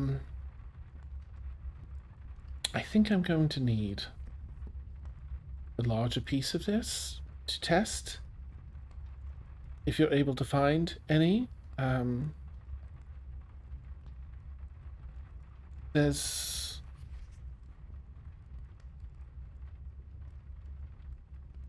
just by looking at this, this conducts magic incredibly well. I can almost, I feel, cast a spell from the magic held within with ease. Better than Oxstone. So it stands to make someone very rich, or keep those that are in the business of selling Oxstone instead of this. But I have a thought that I'd like to pursue, but I need a larger piece.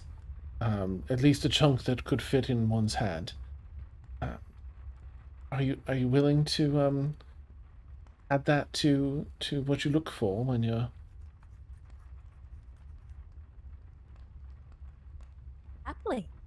If this is what Citrone had. I hope it's not. None of you were able to see what Citrone had in the carts? Those... We caught a faint glimpse of a similar light on one of the carts, but we weren't able to get close. I see. This is very dangerous to have out in the world.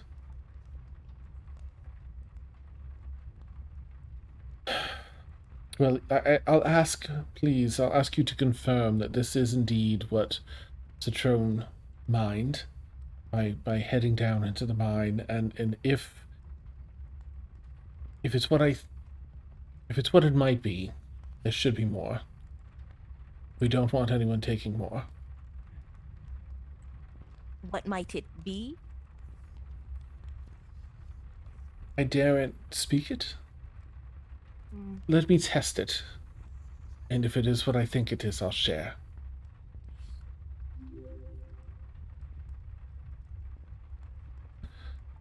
You see her get a little lost in thought and with a face of concern. I would like to ask, is this, I know she's expressing concern. Is there more to how she feels about the revelation of the stone? Like a... You can do an insight check if you want to. Yeah. Like, she'll pass that stone back to Feyora too, just so Feyora. Absolutely. Let me see. What is my insight? -1, so let's see how this goes. Okay, so it's 12. Okay. Let me see how much of her emotion she's in. Okay. It's kind of tough to read. That's the big prevailing feeling, like, a little nervous. I'd say that is a little bit of disbelief. Like, whatever she's thinking, it's like, I doubt it, but I should check. Kind of energy. Okay. Yes, well. I imagine your journey to the mines will be an entire day's effort, so please, feel free to pack some rations, if you wish. Here's, she reaches into a pocket and pulls out 30 gold. Here's, no, that won't do it, will it? She takes out 20 more, 50 gold on the table. Here's, enough, they sell some goods there at the station outside the mines. You can buy a healing potion with that. Just in case. I know it can be hazardous in the mines. Take that, buy yourselves a healing potion in case you need it. Take some food, take some rations, and don't forget to use the bathroom before you go. And with that, we'll take our bio break. So I always like to work in some silly potty thing because I'm a child. But for anyone that's new here, we take about a 10-minute bio break at this point. So we'll have a little screen rotating some slideshows, but for players, I do keep the audio live. That way, like, chat can talk with us, we can talk with them, but they won't see us. It'll be our screen up. Okay. Oh, here we go. Catch you in about 10 minutes. Right.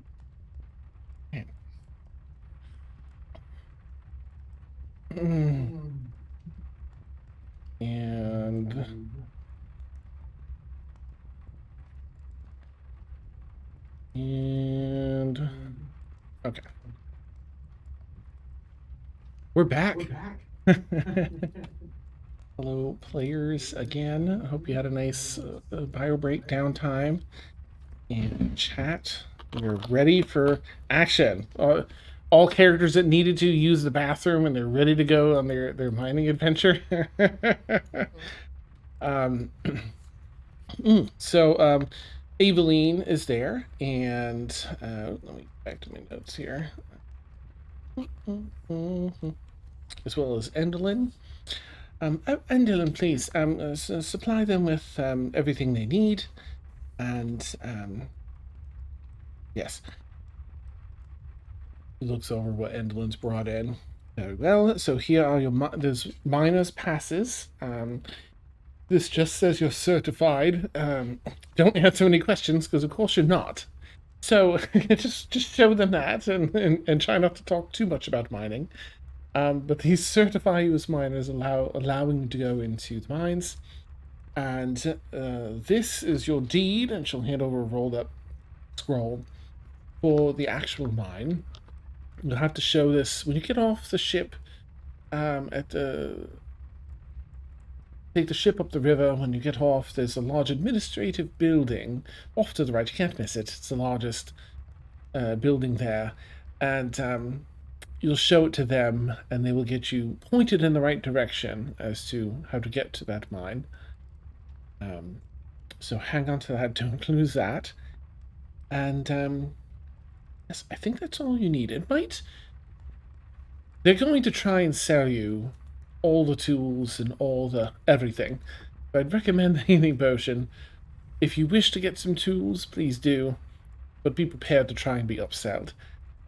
It might behoove you just to tell them that you've recently purchased this and you're just there to survey the mine today, so that they won't bother so much trying to sell you items. Yes, but when you're ready, Enderlin will take you in the coach to the riverside dock and get you set on the ship to head up to the base of the mountain. Is there anything else I can answer for you? No. Would you happen to have any climbing gear among the supplies that you've given us? Climbing gear? See her cataloging all the gear that she has. Climbing? No, I'm terribly sorry. But Maybe just some extra rope.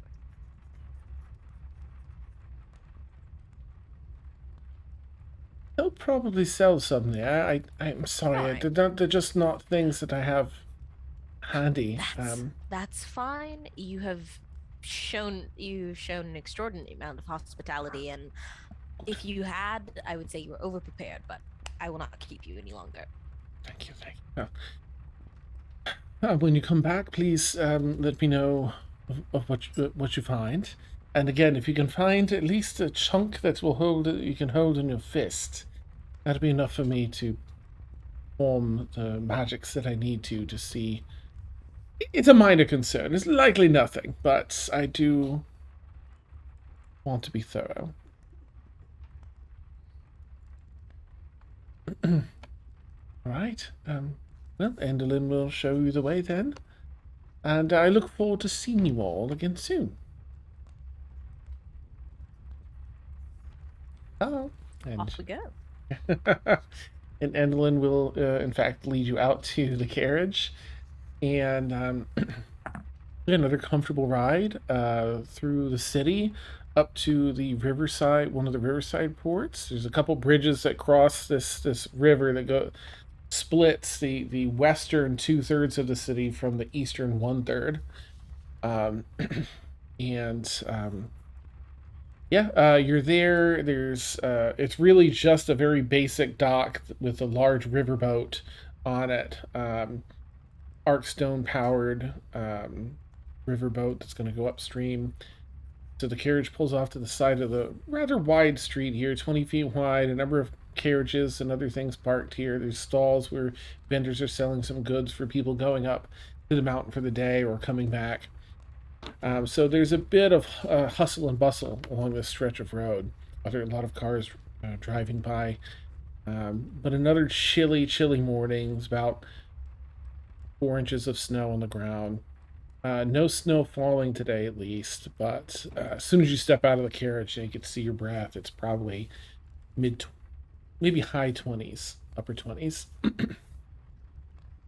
Right, well, here we are. We've made our way here. Last call for anything else before we head up there. Anything from me?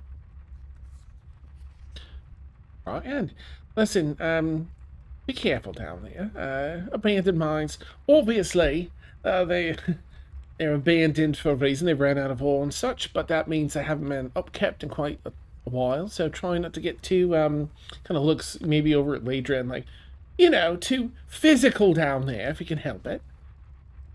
Too rough.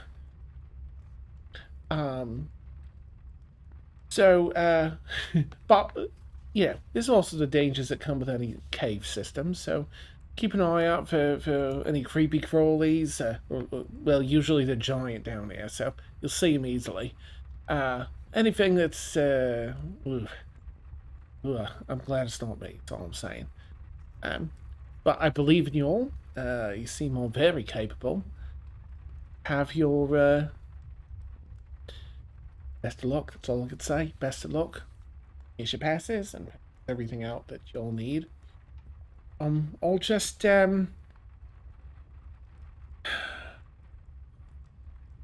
usually the ship comes back evening time, 6. There's one that comes back at noon. I'll be here for both of those, just in case you're on either or. I would not recommend staying out there overnight. The trip down to that mine should only be a couple of hours. So I imagine it'll be back maybe by noon, but more likely evening one. So be safe. I'll see you later today. Excellent. Okay, so you all climb aboard. You go down the dock and walk down all the planks until you go up the gangplank on one of the 2 riverboats here. And you are ready to go to the mines. A very cold, frigid, boring boat ride. Takes 45 minutes to get up there.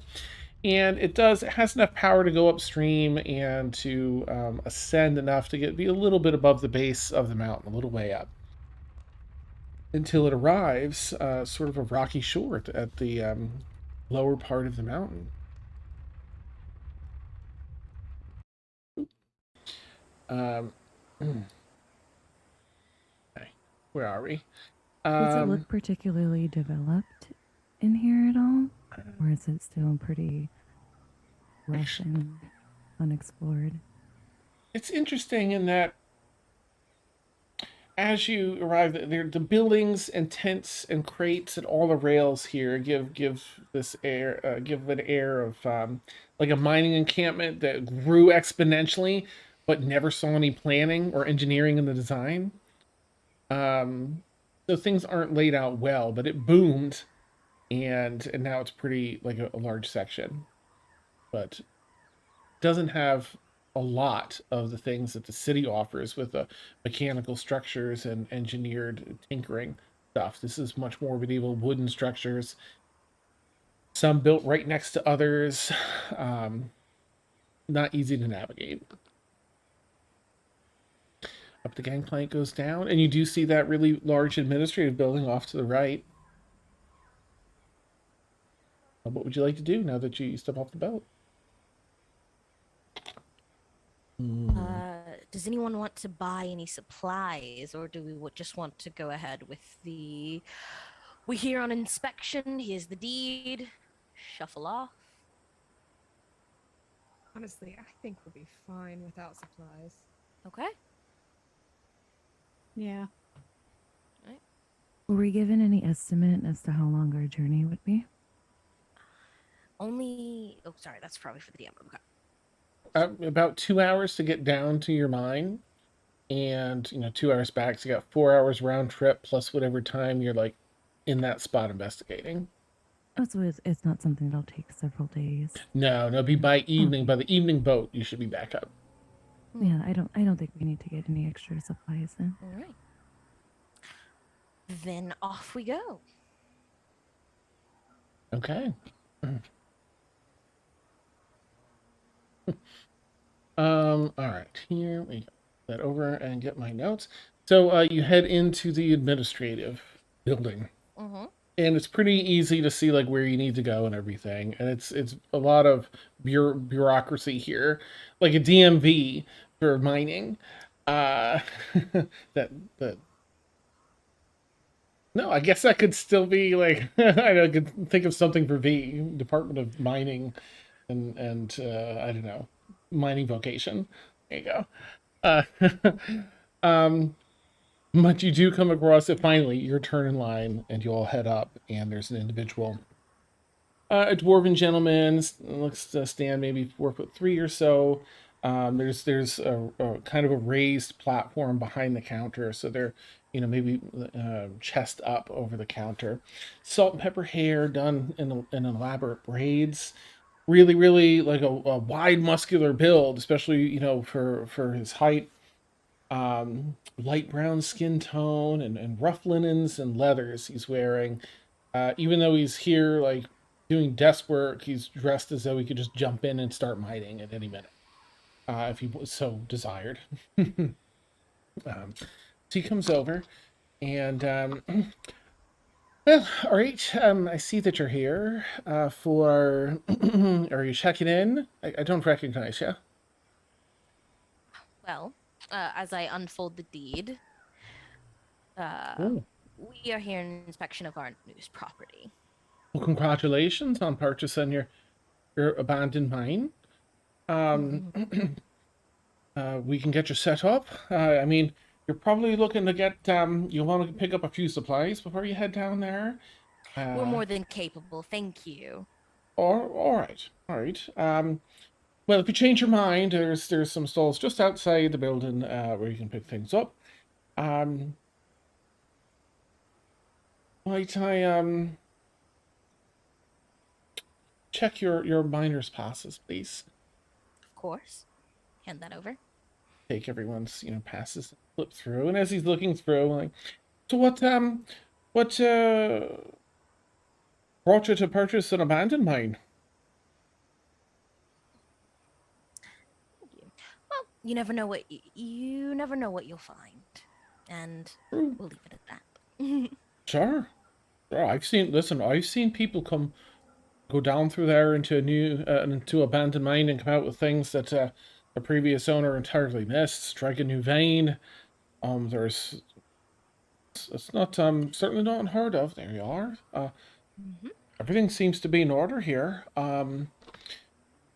If you're looking to go straight down and you're not worried about any materials for the journey, you can step outside. There's sort of a flag system that you can follow. There's different colored flags. You'll follow the red flag until it ends, and then it'll become the blue flag after that, and that will bring you over to an elevator shaft down. Then you're following the red flag again, all the way to the next elevator shaft. And I think you're on the red line all the way down. Just keep following it until there's no more elevators down, and then that's your mine shaft. All right, understood. I wish you the best of luck. As you know, we sort of close up shop around evening time 6, because that's when the last ferry goes down. And if you wish to stay overnight, that's your business, your mine. But it does get a wee bit more dangerous at night, so I'd recommend wrapping up business before then and just revisit it another day. Thank you so much for your advice. Of course, of course. Have you seen anything for those that have come by at night? Miners that come by at night? Or just in general? Sure. I mean, sure, there's plenty of folks that I mean, they're more weathered miners. Usually they have a person or two with them to guard them, keep them safe against, there's a lot of creatures that are nocturnal down there. But up here, I mean, there aren't too many dangers up here, I don't think. Thank you. Of course, of course. Well, I'll be rooting for you. I hope you find something absolutely magical down there. And head to follow the red flags. Okay. So you begin your descent. It's very, bone-chilling cold up here. And as you begin to enter the mines, it's the same. It gets very dry initially in the mine before starting to, after the second elevator shaft down, it's starting to feel a little more moist, and it's actually warming up a little bit. You've been very accustomed through the travel so far to the very cold temperatures, but yeah, it gets a little moisture in the air, damp heat starts to fill the spaces, especially by that next third elevator. You're going down about 5 elevator shafts to get down here. It's really, really far down. And the journey down is 2 hours because that's probably the longest anyone's going to walk to a mine here. It's really far in and pretty far down. Each elevator shaft is really like just the bottom of a box that's very loosely put over some ropes, and there's a little pulley system, mechanical pulley system, that is carrying all of you. Just it sways down the chamber that they dug out. Feels like very much like a local fair ride. It's not very safe. But you find your way down, you follow the flags, and you hit what seems to be the last elevator, as described to you. And a long cave sprawls out before you. It's actually moderately toasty. It's probably upwards of like 70 something at this part down here. You're down probably 1,400 feet, something like that, under the ground right now. So do you all just want to kind of march forward and continue searching? What would you like to do? Oh, you might be muted. As I am a human, I do not see well in the dark. Oh. Is it lit? There's down no light here. This is wonderful. Then oh, go ahead. What were Ladrin you saying, can Nimbler? help a little. Sorry. I have dancing lights. It's a Oh, perfect. evocation cantrip, so I I as can well.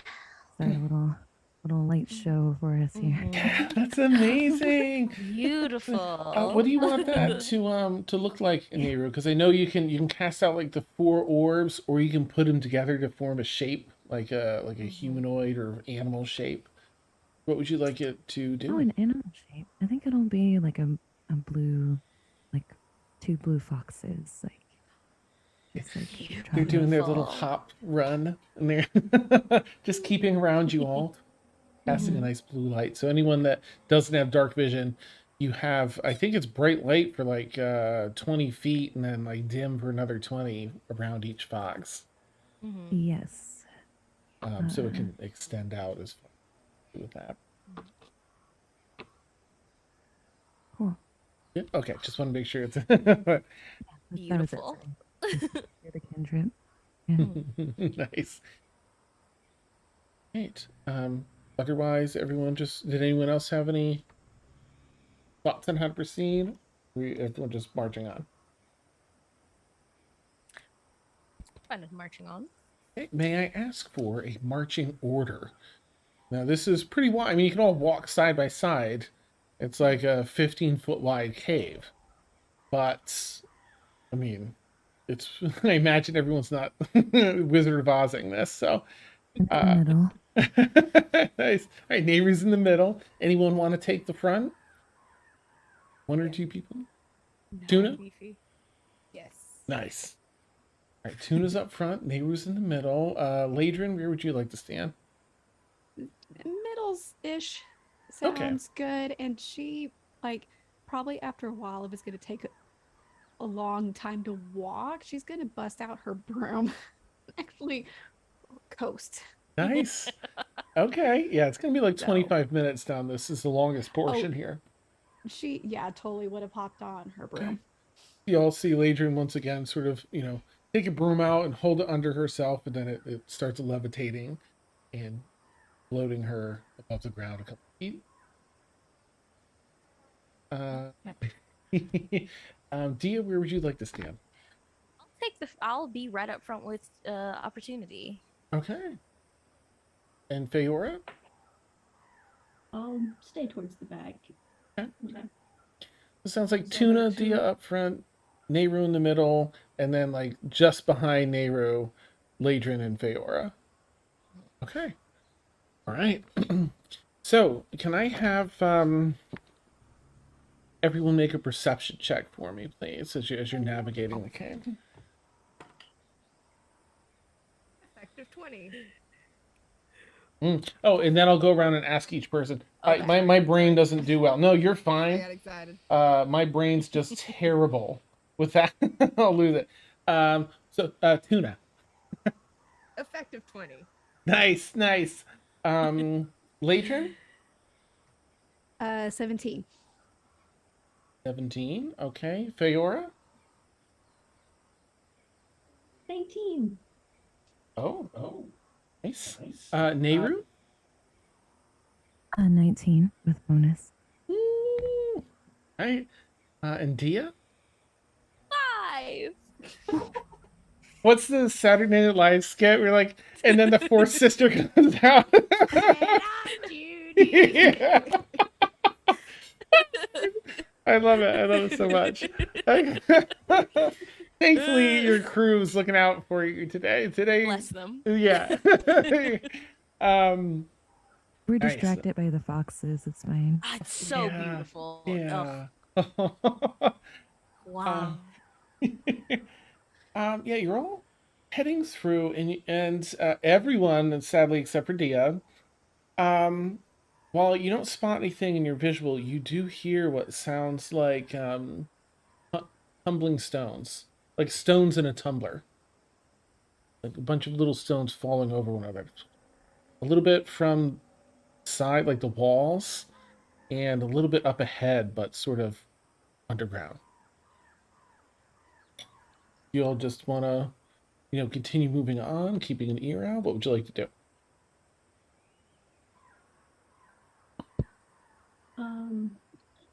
I'll ask, does anyone else hear that? Yeah. Hey, what? What's going on? It's like a tumbling sound, tumbling rocks. Not really sure where it's coming from. I mean, it is a mine.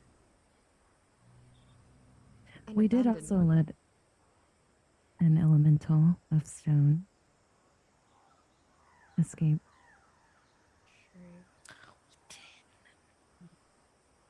I guess we could just be careful, watch where we're going.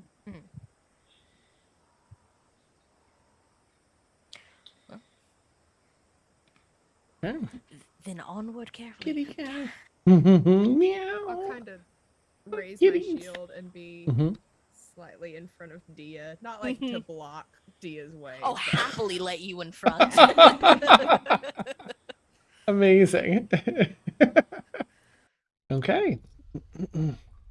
Let me get. I'm just gonna put in Zoom. I'm gonna try not to read because y'all are so funny, and I'll just sit here and want to read the whole thing. But there's some ambiance for cave. It's as you've gotten down to this point, there's some that moisture is just turned into full-on condensation, and there's some dripping water down the walls. Very warm, like in the warm for winter, in the 70s or so down here.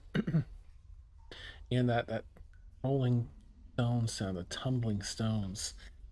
But you very carefully, very cautious, you continue on forward. And you're walking for probably a good 15 minutes or so before you hear the sound again. And initially, not a thing in sight. But you quickly see some ground breaking just up ahead. Tuna first.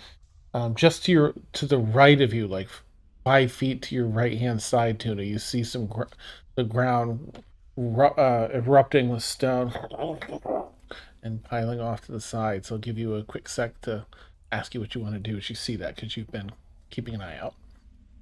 I will let everyone know elementals back, and then I'll kind of raise my shield and get my dagger ready. Nice. All right, that gives everyone time to get ready so that no one is surprised in this round. But I will ask everyone to go ahead and roll initiative. Let's go. And I'll do the same thing. I'll go around and ask in a sec here. Let me see. I'm going to switch to our other camera setup.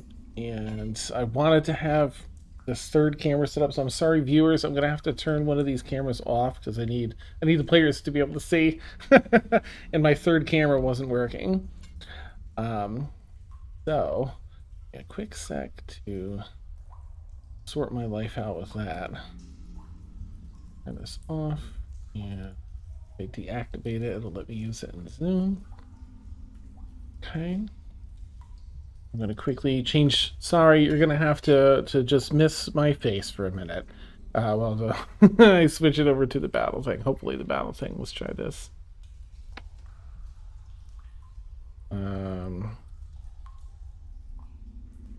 Nope, not that one. Let's try this one.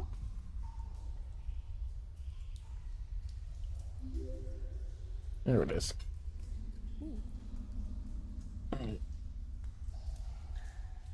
Doesn't blow everything out. And I'm thinking I was wrong about it being an elemental. Dun, All dun, those dun. It could be a lizards. very large elemental. Maybe it's just a rock. Thankfully, It's damp. I'm concerned. thankfully, this is just a large rock. This is the cave floor here, as presented. But you see, let me see if I can hold these up for you. Large subterranean lizards up here on the ground. They are. They're adorable. Okay. All right. So let's see. I'm so sorry to move my camera back over. We'll get this underway. Oops, I've got to fix the name tags real quick. That won't work. That is not Tuna. That is Ladrin. We all swap bodies. Yeah. Surprise. Quick, trade character sheets. Origin. Oh, that's awesome. Yeah. That one. Tuna. That's Nehru. Okay. Thank you for your patience. Okay. All right. And Zoom has that up. Yes. Okay. Perfect. So, Ladrin, what did you get? Big fat 7. Okay. And Tuna? 22. Damn, nice. All Wick right. feed. 19. Feora? 8. Yay! Oops. I can type. And Nehru? I just need to remember what the bonus would be for.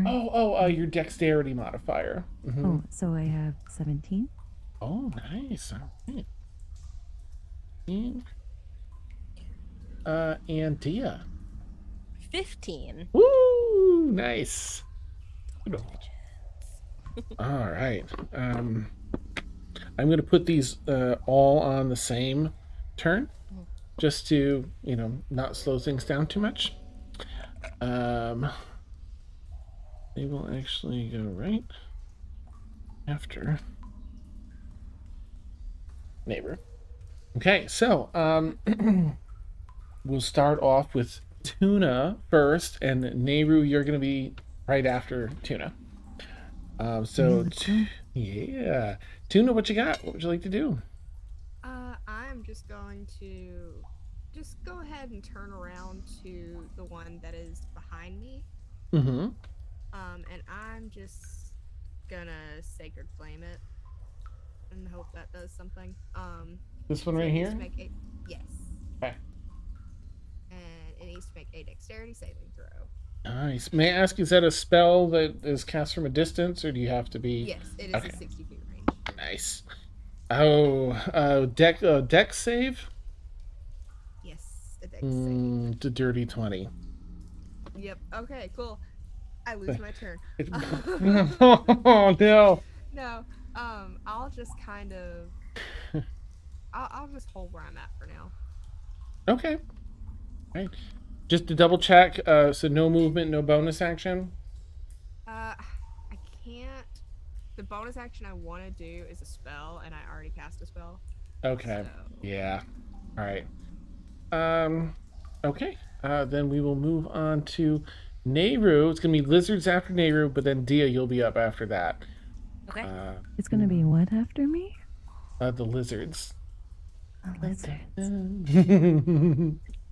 Yeah. What would you like to do, Nehru?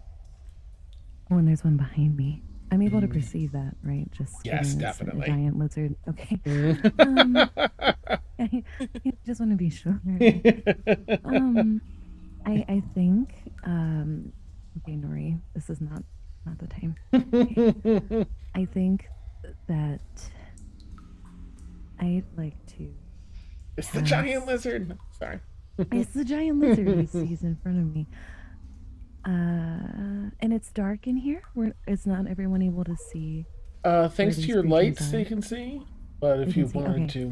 to, Then I think I'll turn around dramatically and cast dissonant whispers, just like a sharp, like strum of my lyre nice. at the lizard behind me. It's Okay. like reveal yourself. And then that has to do. I think that what saving throw is that? I think it's wisdom. Wisdom saving throw. Okay. That's an 18. Oh, they save. So I drop my lyre in the water. No, no. The turnaround was so dramatic that the lyre flew out. This- yeah. Okay. Anything else for Nehru? I guess it'd be think- movement. I think I'd like to, considering I see us, Nori is rolling dice. Okay. So cute. Okay. I think I'd like to cast Bardic Inspiration onto Tuna, just saying that we both kind of, like I'm fumbling with my lyre and just like, okay, just here's the remix. Nice. Inspiration with 1d6. Awesome. Beautiful. All right, Tuna, you've got that. That's beautiful. All right, it's gonna move us on to our lizards here. And let's pick and choose. This one's gonna come over here to Ladrin and try and hit you. It falls over. That's a 15 to hit Ladrin. Does that hit? Nope. Nice. You deftly dodge that attack. It just has one attack. That's all it can do. So the next one. I'm sorry. Just over here. 5, 10, 15, 20, 25, 30. Can't reach anybody, so actually doesn't do a roll. Can't reach. This one is going to approach 5, 10, 15, 20. Dia. Mm-hmm. And try and bite ya. And does an 8 hit? An 8 does not hit. Thank goodness. Yeah. All right, that's it. That's all that one can do. This one's going to take one step closer to Tuna and try and chomp ya. 14 to hit Tuna. Does not hit. Nice. You easily just glance off your shield. And then our last one here, 17 to hit Nehru. It'll be your AC, which is sort of near the top, off to the right a little. The AC off to the right top. It'll kind of look like a little shield icon with a number in it. What's the number? I'm gonna pull up our. Oh wait, I've got the campaign right here. Nehru. Oh no, what was the number that? Well, it has to. I Must be would. 12 or 12. higher. Oh yeah, no, it was like a 17 or 16 or something. Ouch. What's Okay. Okay. How much damage does it do? Well, these are not the strongest of creatures, technically. So, yeah, that did 2 points of piercing damage as it chomps your leg a little bit, just above the ankle there. Ow. Like a dog bite, but with a larger jaw. Like a dog. A dog dog. bite, yeah. I'm from Rhode Island. I can't. No, I love it. I'm just teasing, yeah. All right. Yeah, it tries to nibble on you a little bit, but you're pretty tough. You resisted a lot of that attack, so um, that brings us over to Dia. Fayora, you're going to be up Alright. after Dia. Okay, so um I am the one that is 15 feet away from me. Will I still have disadvantage on a ranged spell attack because I have one that is right next to me, like Uh, trying to bite me? nope, that's only which one you're targeting. So if you're Oh, targeting one that's not, excellent. you're good. Okay, yes, then I will aim at the one that is I think that's 15 feet from me. This Just one like right here. straight in front. Yes. Okay. All right, I will aim my sparks at it. Attempt to okay. 12 12 13 14 15 16 17. To hit. All right, excellent. That's a D10. Absolutely. Yep. All right, that is 5 lightning Okay. damage. Nice. All right. It took a pretty hard hit with that. They don't seem to be super, hardy creatures. Okay. That's good. Nice. And then that is what I will do is I do not want to be bit by the one that's right beside me. Okay. Right. So, yep, you blast this one. It gets a whole scorch mark with some of its little flesh on its shoulder torn off, and scorch marks back from the lightning. You'll watch the flash that out. The cave illuminates briefly with sparks of that electricity. And I'm sorry, was there anything else for Dion this round? No, there's nothing else for Dia for me. All right. So Feyora, you're up, and then Ladrin, you'll be right after. Feyora, what would you like me to do? Okay. I would like to flank the lizard that's behind Nehru. Okay. So you're right here. You go 5.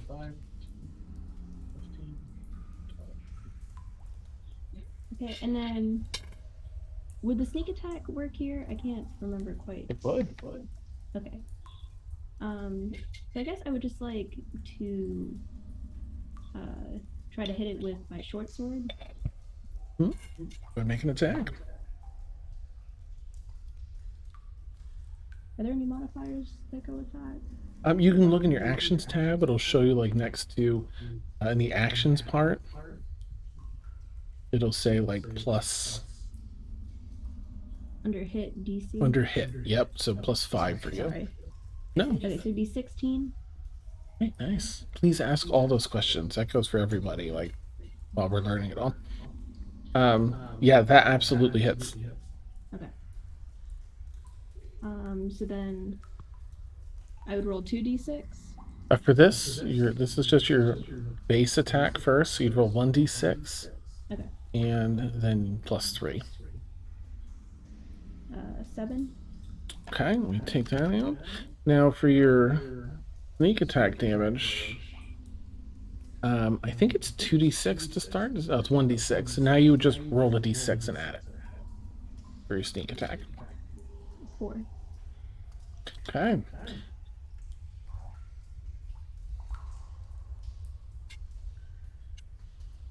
All right, it's looking pretty hurt. That's with your first weapon.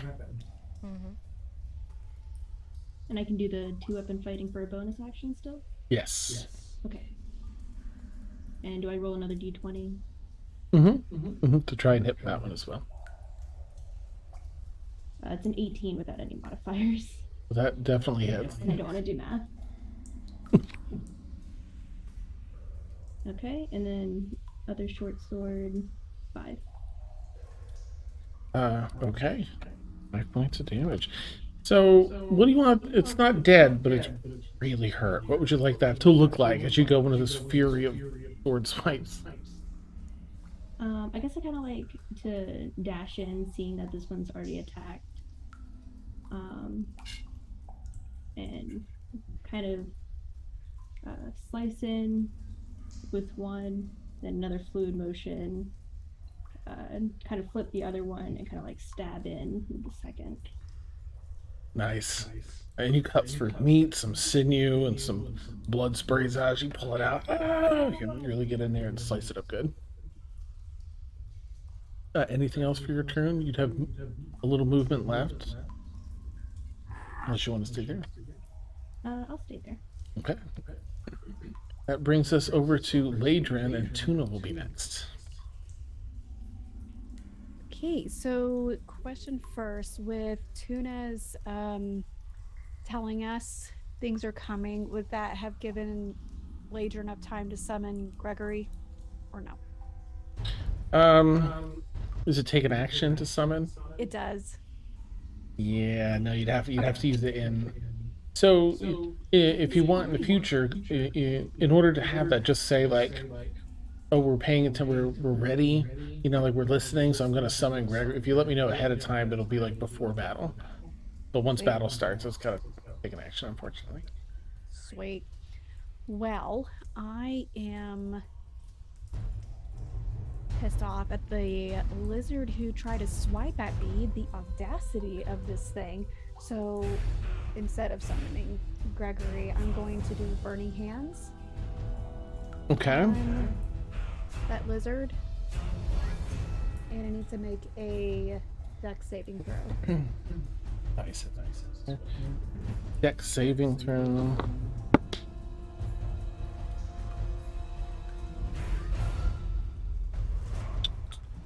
Dex. Okay. It's an 18. For the saving throw? What? Okay. Yeah. That's fine. Steal lizards. No, let's see. It still takes half. Ooh, God, I rolled really good.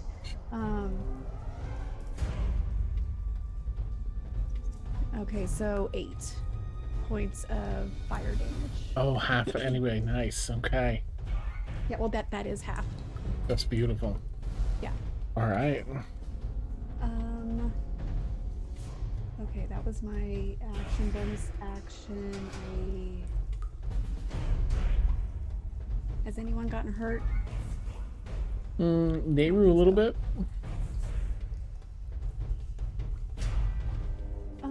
Okay.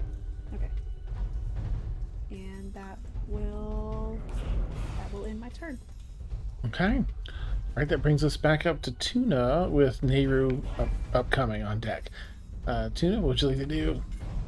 I want to stab it. Yes. Yeah, that's probably my best bet right now. Mhm, So mhm. that's a 16 plus. Oh, that hits. 5. Okay, cool. Yeah.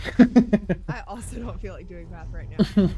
And all I have is a dagger because I only get simple weapons. That's 4 damage. Okay. 1, 2, 3, 4. It's number 4. Nice. And then, yeah, that's. I'm trying to think. I can do a thing, but I don't want to screw someone else up. So yeah, I'll just hold here. Okay. All right. We're all battling in this cave, maybe like 15. Well, I guess over here it's more like 25, 30 feet wide. Enclosed space, you're 1,500 feet or whatever it is underneath this mountain. In the relative dark, only light is Nehru's blue foxes hopping about, trying to keep this battle illuminated as best she can. And it comes back around. Nehru, you've got this bite in your leg from the lizard behind you. What would you like to do?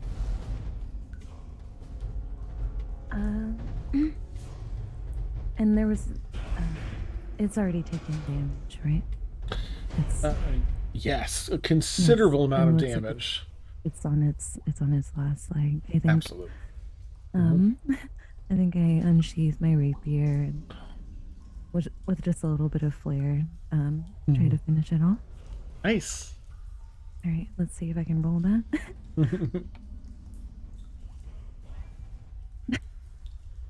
I don't think I got it. It's that's a 9. Oh, okay. Unfortunately that misses. Yeah, I'm falling apart here. Uh, That's then, with your +4? yeah, with Okay. a +4. Oh. Bad Alright. rolls today. Oh. Yeah, it's okay. Mhm, mhm. Then I think I only have left as a bonus action, right? So, Yeah.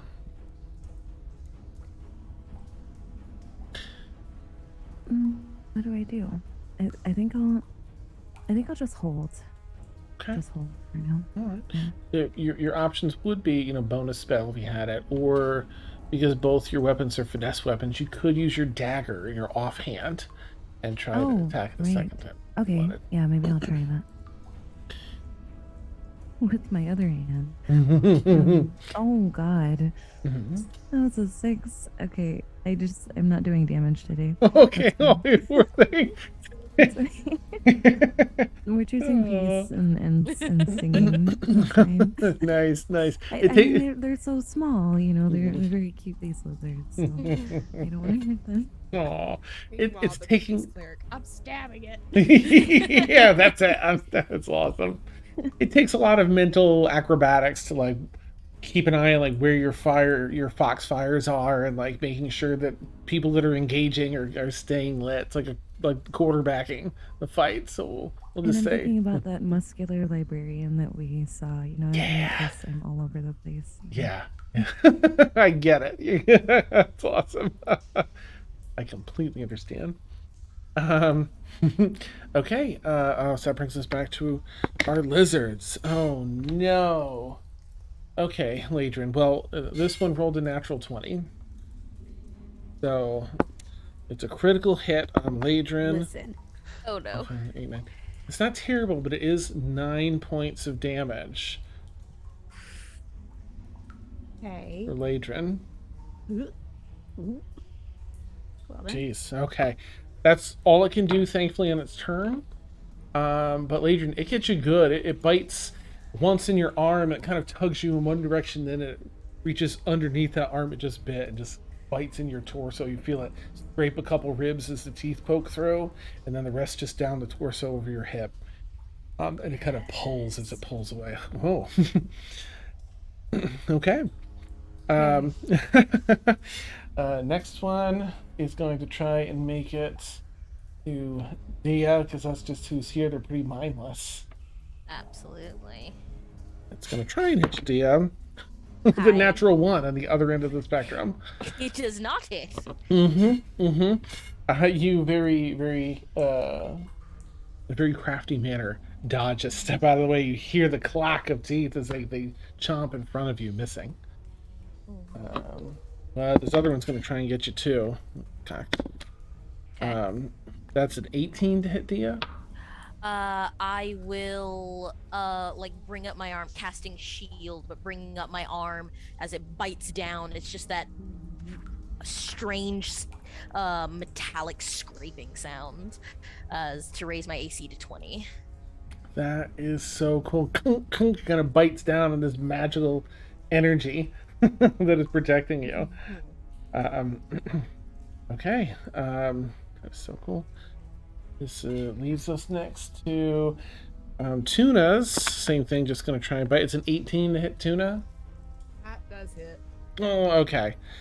For 2 points of piercing damage, it tries to bite, and you hold your shield up, and its jaws, large enough as a giant subterranean lizard to kind of wrap just around the shield, but only pierce your arms just a little tiny bit. So you just take the 2 points of damage and pull the shield out. And then lastly, this one that's about dead is going to try and nibble some more on Nehru. I doubt that hits. 11 to hit Nehru. No. Haha, nice. You just take a quick half step back as it bites the air where you were a second ago. That is it for the lizards. That brings us to Dia with Feora on deck. Yeah. Okay. So I'm gonna try something a little weird because I'm at disadvantage with any attacks that I might do. I would like to summon my own dancing lights in because it says they can form a medium size vaguely, but Mhm. I'd like to kind of coalesce them into the same shape as these lizards, only have it like a hood hissing back at these two, trying to like, my goal is to try and intimidate them to back up in this vague like lightning shaped lizard. Okay. Yeah, you form the lizard out of it and kind of like snap its jaws open in shape. Go ahead and make an intimidation check along with that. Okay. Let's see, what is my intimidation? Okay, here we go. Come on, don't fail me now. Natural 20. So it brings 25 total. Okay. Yeah, nope. I gotta take a picture. Okay, so these two that are will be affected by that seem fairly fearful, and they leap back. Two of them, they leap backwards a full 5 feet. It's like in recoil to reassess. Amazing. Actually, if you wanted, because they left your space at the end of your turn, if you wanted to, you could use next round's reaction to attack them once. Oh, okay. But that does mean you wouldn't have your reaction available for shield if you need it. Just to consider okay. that. You know what? Be bold or be boring. I'll risk it. Okay. I will take the attack of opportunity. Which one do you want to take it against? The one that I have weakened before, attacked previously. Okay. Yeah, I do have a dagger, so because I do not have the ability to cast spells as reaction yet. But I do have a dagger. Nice. So I will take that out and attempt to stab it. Beautiful. Here we go. Okay. 17 total? That'll hit. Yes. All right, that's a D4. 6. Nice. Okay. A lot of these are starting to look fairly hurt. Aha! Beautiful. All right. Anything else for D after you get a good stab at it as it's pulling away, just across its face? That's it. I'm pushing my luck, so I'm ready to see how the consequences of my actions. Nice. All right, Feyora, you're up next with Ladrin on deck. What would you like to do? Okay, I'd like to slash at the one in front of me again. Okay. You can make an attack. Natural 20. Yes. So you get to choose now. You can either roll double the damage dice, or you can roll once and double that number. Every time you get to choose. It's up to you. But that's a natural, that's a critical hit, so you get that extra damage. I'll just roll 2 at a time. Okay. And that's the 6. Oh my god. Okay, they're both 1s. Do I add the other damage though? You would still add your +3 to that. Okay, so it'd be 5. Okay. How would you like to finish this one off? I guess we'll just keep it simple. Just raise the sword over my head and kind of stab it down into it. It hisses and fights and then starts to kind of spasm like it's probably already dead and just going through its death throes at this point. It will just kind of slides down the last bit of your short sword to the ground, dead. You still have your other attack if you wanted to use it.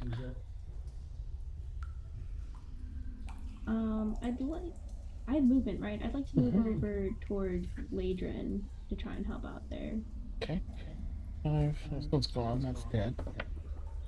10, 15, 20, 25, 30. You can get right next to her in range to attack this one.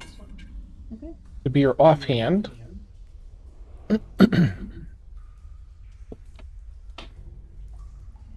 2. Let's make up with the 20. You go to attack, it just runs down some of its scales unaffected. Okay. All right. That moves us along to Ladrin with Tuna on deck. Okay. I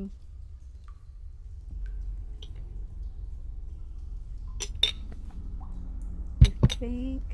Okay, it's within 10 feet. If I'm going to summon Gregory 10 feet to the left of that lizard's head. So it doesn't affect Feora.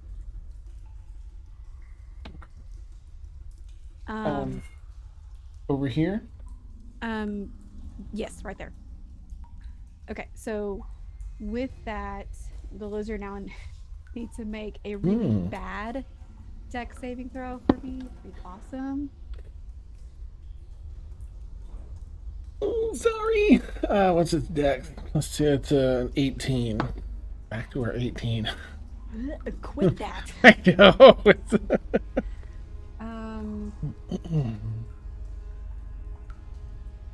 Gregory apparates and this flame explodes out in a 5-foot circle around them.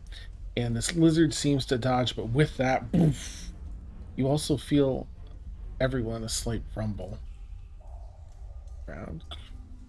Some loose dirt and debris falls from the top of the ceiling. Clink, clink, clink, clink. Then it subsides. Sorry, please carry on later. Shit. Do I teleport us away?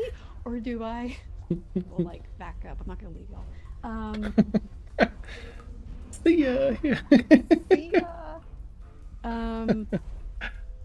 You know what?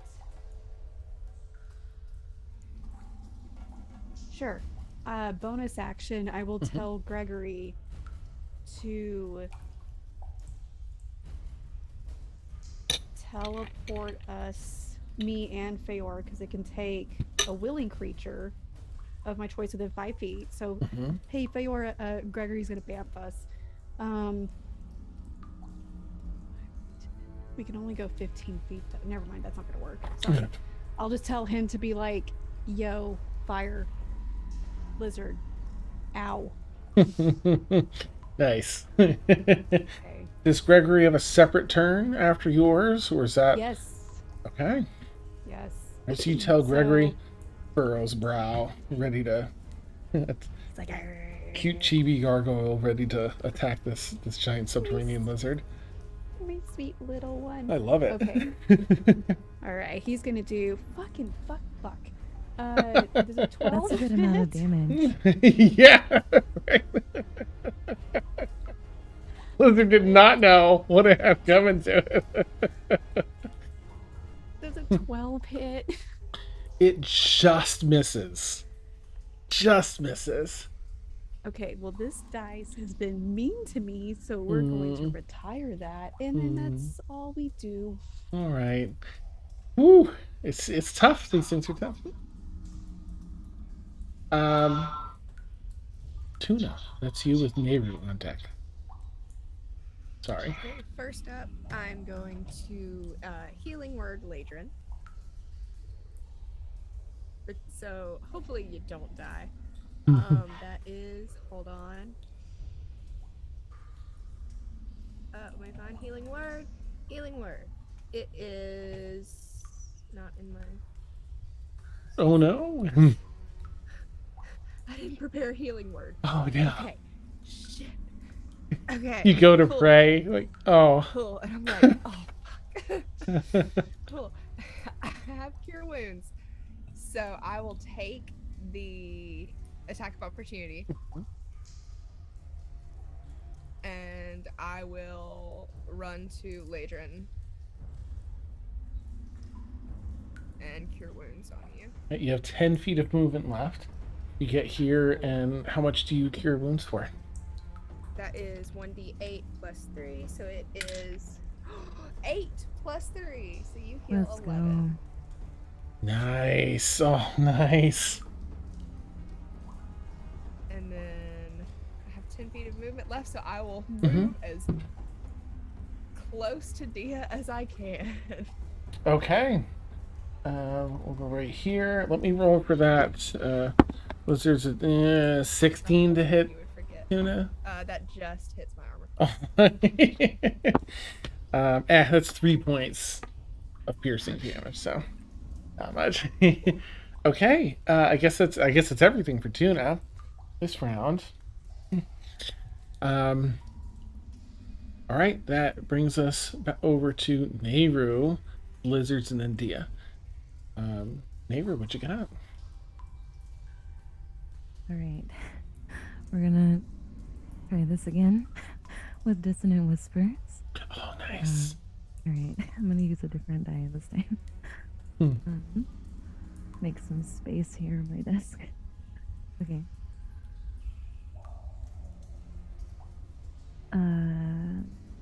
Oh wait, I don't. That's roll. a They saving roll. throw, I Right. think, right? Saving throw against Wisdom 13.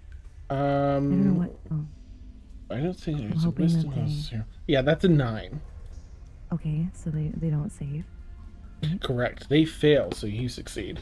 Okay, cool. So that's gonna be 3d6 of damage, and it only one creature can hear it. I should have mentioned which one it was hitting. Ooh, I guess. Which one would you like to go?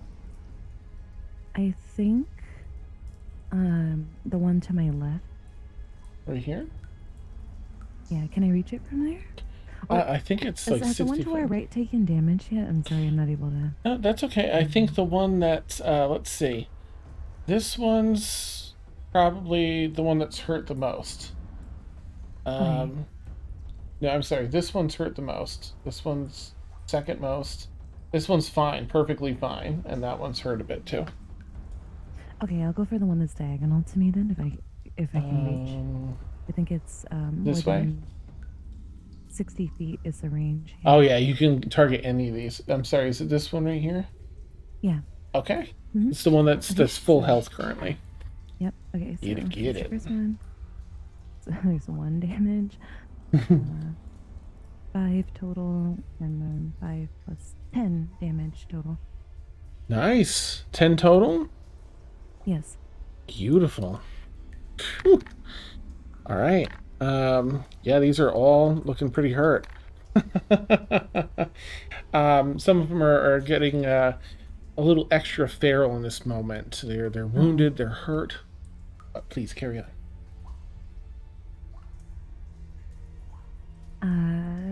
I think I'm going to cast. Oh, wait, mark this spell slot taken up.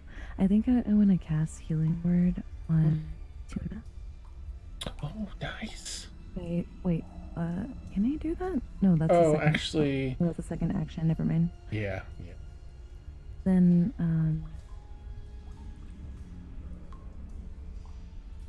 I'll give oh my gosh, why can't I words?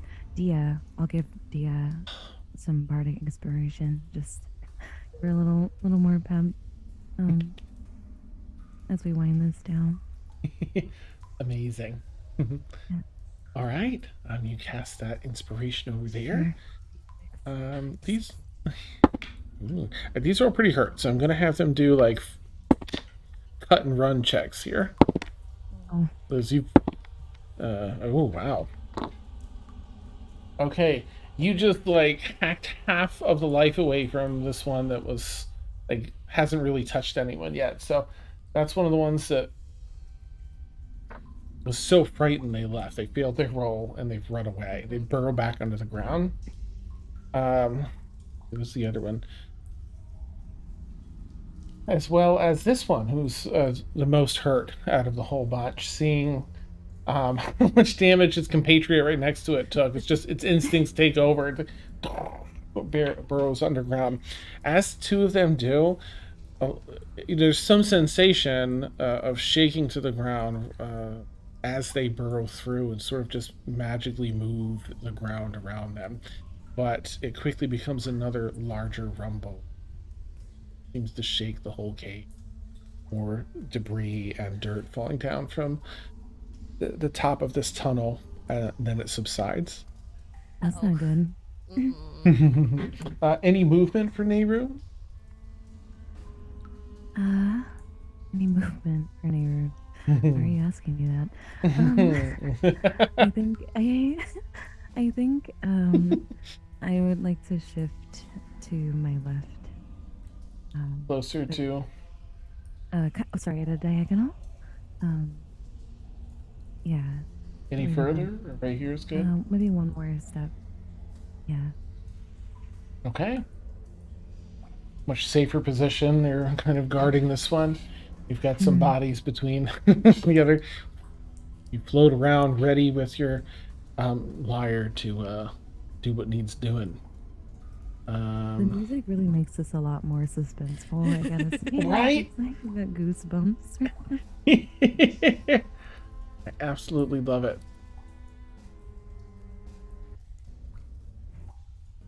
Here my okay. Let's see. And then what was the other one that got lost here? It was that one and this one that was really badly damaged. So that brings us to after Nero is right. That was the lizards. It was just I'd forgotten to check about movement. So those two are on. The other two stay. So one. Oh my gosh, Ladron does a 9 hit. Bitch, please. I know, right? Yeah. And I'm sure that a 6 doesn't hit Dia. So that No, ends. 6 does not hit. Get out of here. Just smack the lizard's way. Which brings us to Dia with Feora on deck. What you got, Dia? Okay, so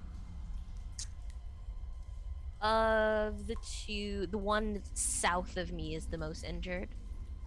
Of the two that are left. Currently, this is the one that's most injured. Okay, South as of you. it does not give me disadvantage to aim at, I am going to aim at that one. Hey, nice. Yeah. Looking over Tuna's shoulder, taking aim.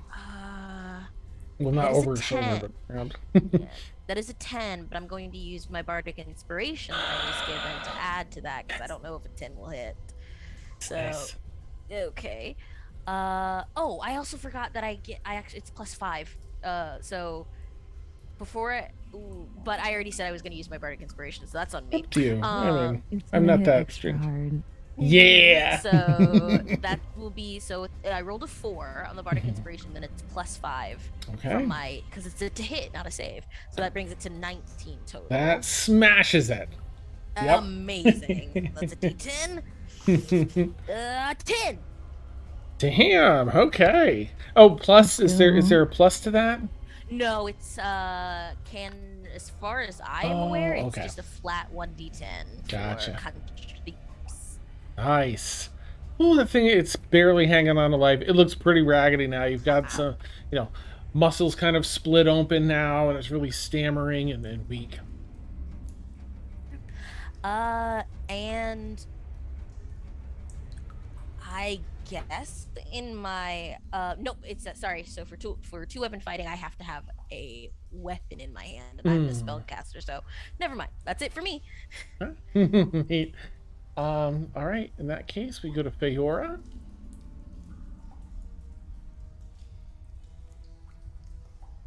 I'd like to move behind the lizard that I'm next to right now to once again flank them.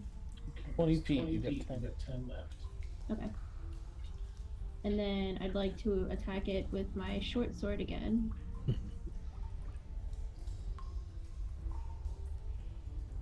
Alright, and that is. Hold on. 10. Oh. Sorry, 10 to hit? Yeah. Okay, that misses, unfortunately. Okay. They're so agile. I still try and use the bonus. Yeah. Action? Mm-hmm. Okay, I'll roll again. That one's even worse than the last time. No. You come in hard, but the thing just does a little squiggle dance to kind of jump out of your way. Unfortunately. Yeah, I guess that's it. I guess that's it for Feora. Ladron, you're up. Tuna on deck. Ladron, what you got? So These I'll are start both with my looking very bonus hurt. action. Mm-hmm. Oh, good. Actually, I'm gonna hold my bonus action. Never mind, because I don't know if this one's gonna survive. I am going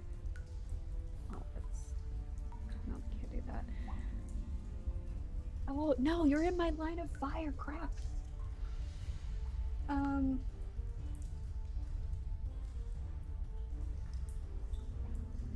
Oh, okay. I'm going to produce. No, I can't do that. Hold on. I'm sorry. Crap. Can I do that? Cave tremors once again. Yep. Okay, so I don't want to hurt Feora, so I'm gonna like not leave my space, but I'm gonna turn around and do a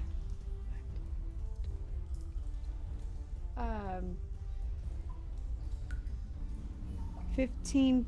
Nope, that's gonna hit them. So instead I'll do an ice knife attack on the one across the way. Okay. Turn your back facing that one. Yeah, mainly toward his butt. Okay. Because it does shatter in 5 feet, so it'll. That's hit okay. It's a his head. 10-foot. Yeah. So you're So good. 5. No, it takes up 10 feet, so you're not going to hit anyone else. It'll just hit that. Well, I'm still gonna hit his ass. Nice. So Get it. it needs to.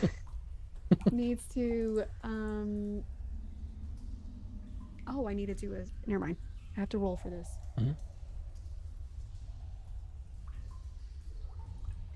I quit.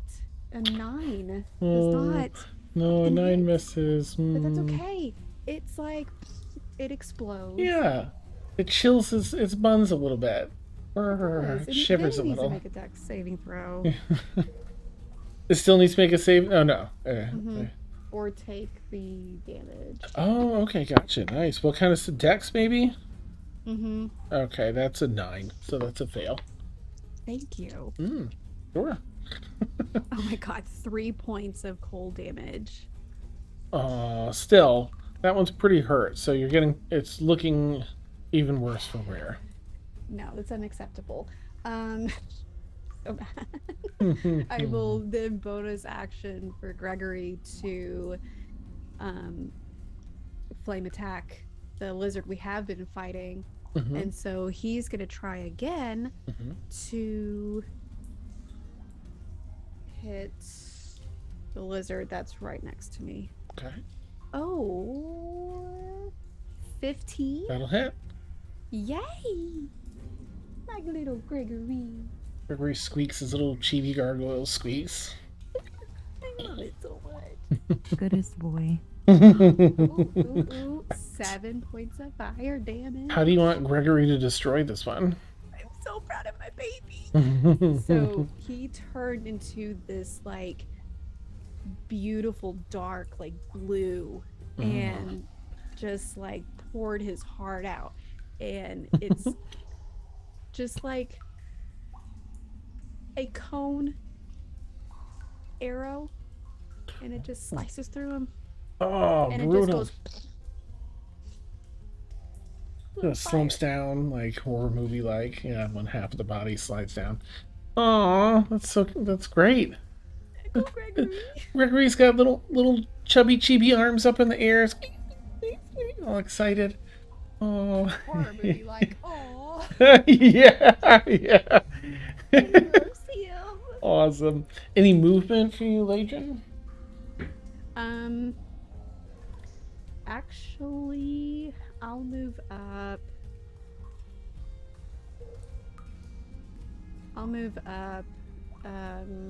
10 feet. Directly up. Yeah, that looks good. Nice. Okay. All right, that brings us back up to Tuna with Nehru on board.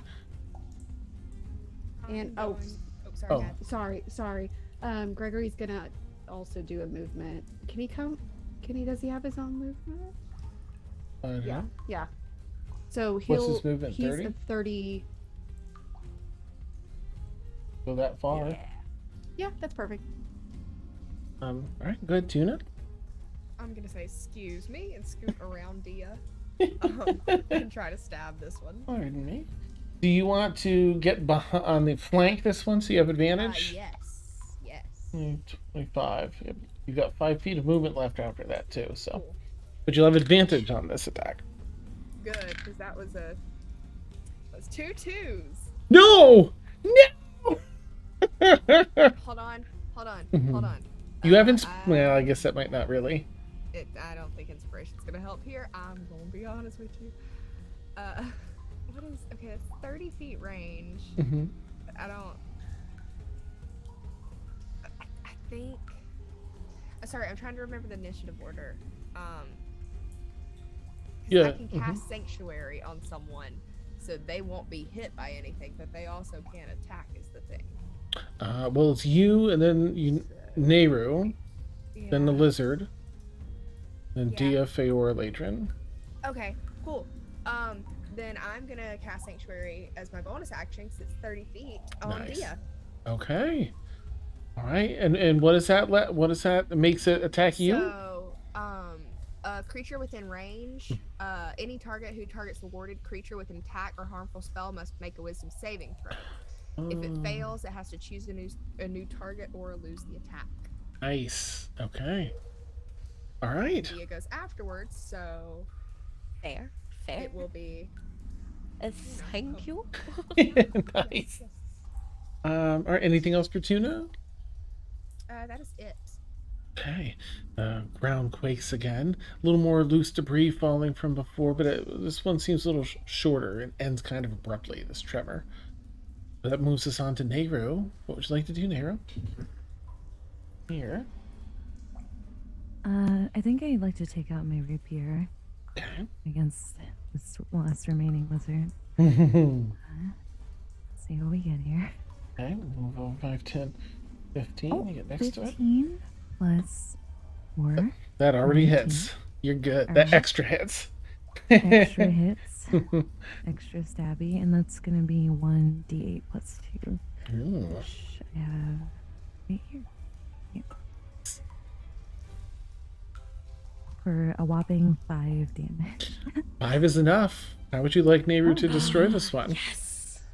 I do my little Nehru, like Zorro flash, and just finish it off. Beautiful. Ooh, just slumps down to the ground, dead. That clears all the enemies. You're officially out of combat, and you only have like 5 more minutes to walk to get to the supposed area where Citron was digging. But you all take a minute to breathe. Healing. Yeah. Do we want to do what? Does anyone need healing? No. You're No, I'm all okay. topped up. I'm fine as well. I think Okay. I found what was causing the tremors, so it's jumped on the table. Giant subterranean cat. Nice. Do you all continue on your last 5-minute leg here? Yeah. Okay. I hop back on my broom. Nice.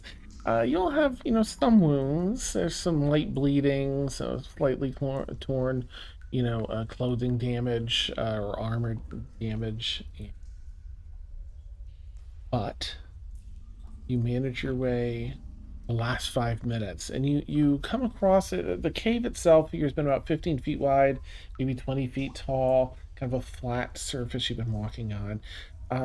But it kind of ends and opens up into a really large room that almost looks like a dome of emptiness inside here. The whole space is dome shaped, and even the ground kind of scoops down. It drops down like a crater at the bottom, maybe down 30 feet or so. But there's a light shining in this room. There's crystals that adorn all the walls in here. It looks 250, 300 feet wide or so. And it's almost perfectly shaped like this dome. Though it does appear to be natural, it doesn't look crafted that way. It does have very mathematical dimensions. looking in, it's filled with a very light greenish blue hue from the crystals that adorn the walls and the floor and the ceiling. And in the very center of this crater, ground rises up like a little platform. Looks maybe 35, 40 feet wide in the very center. It stands up about 20 feet off the ground in the center. And floating just above that, maybe 35 feet tall itself, you find this huge, almost human heart shaped crystal that's been partially mined at the bottom. And that's where we'll end tonight's session. How exciting! Yay! Discoveries And no one of died. battle. And no one died. Hooray! Awesome. Players, you're so amazing. Thank you all so much for being here and for being a part of this. You killed it tonight. It was so fun watching you all tell your stories and oh my goodness. Thank you. Thank you. Oh, my absolute pleasure. This has been so fun. Thank you, viewers, of course, for hanging out with us too. Such a blast to have you in here. You're all so hilarious in chat. I love it. If you had fun, consider giving us a follow. You can catch. I don't know if I have the schedule up on this. I guess I do. Here we go. You've got D&D across the week. You can catch different streams and such. Often in the 10 p.m. to 1 a.m. time slots, 9 to midnight for our amazing campaign. You've been watching, by the way, Sundered Faete. It's our brand new episode 1 tonight D&D campaign with these amazing role players, these amazing folks here. So stay tuned. I'm going to quickly, because I got so wrapped up in that I didn't do my usual look for a raid thing like while you all were wrapping up. So I'm going to quickly race around and see if any of our friends are online or who we can find. Let's see. Oh, our friends head over to ADHD Adventures. You're such a delight. Oops. So we're going to raid our friends over there. Please consider giving a Caw Mad Bird raid in chat for a little support and to pass that love on. And hopefully we'll catch you all here soon. Can't wait to catch you again. Stop in next Tuesday night to see what this weird giant human heart-shaped crystal is and get some answers. Take care, everyone. It's such a delight. Have a great night. And we'll catch y'all soon. Bye, everybody.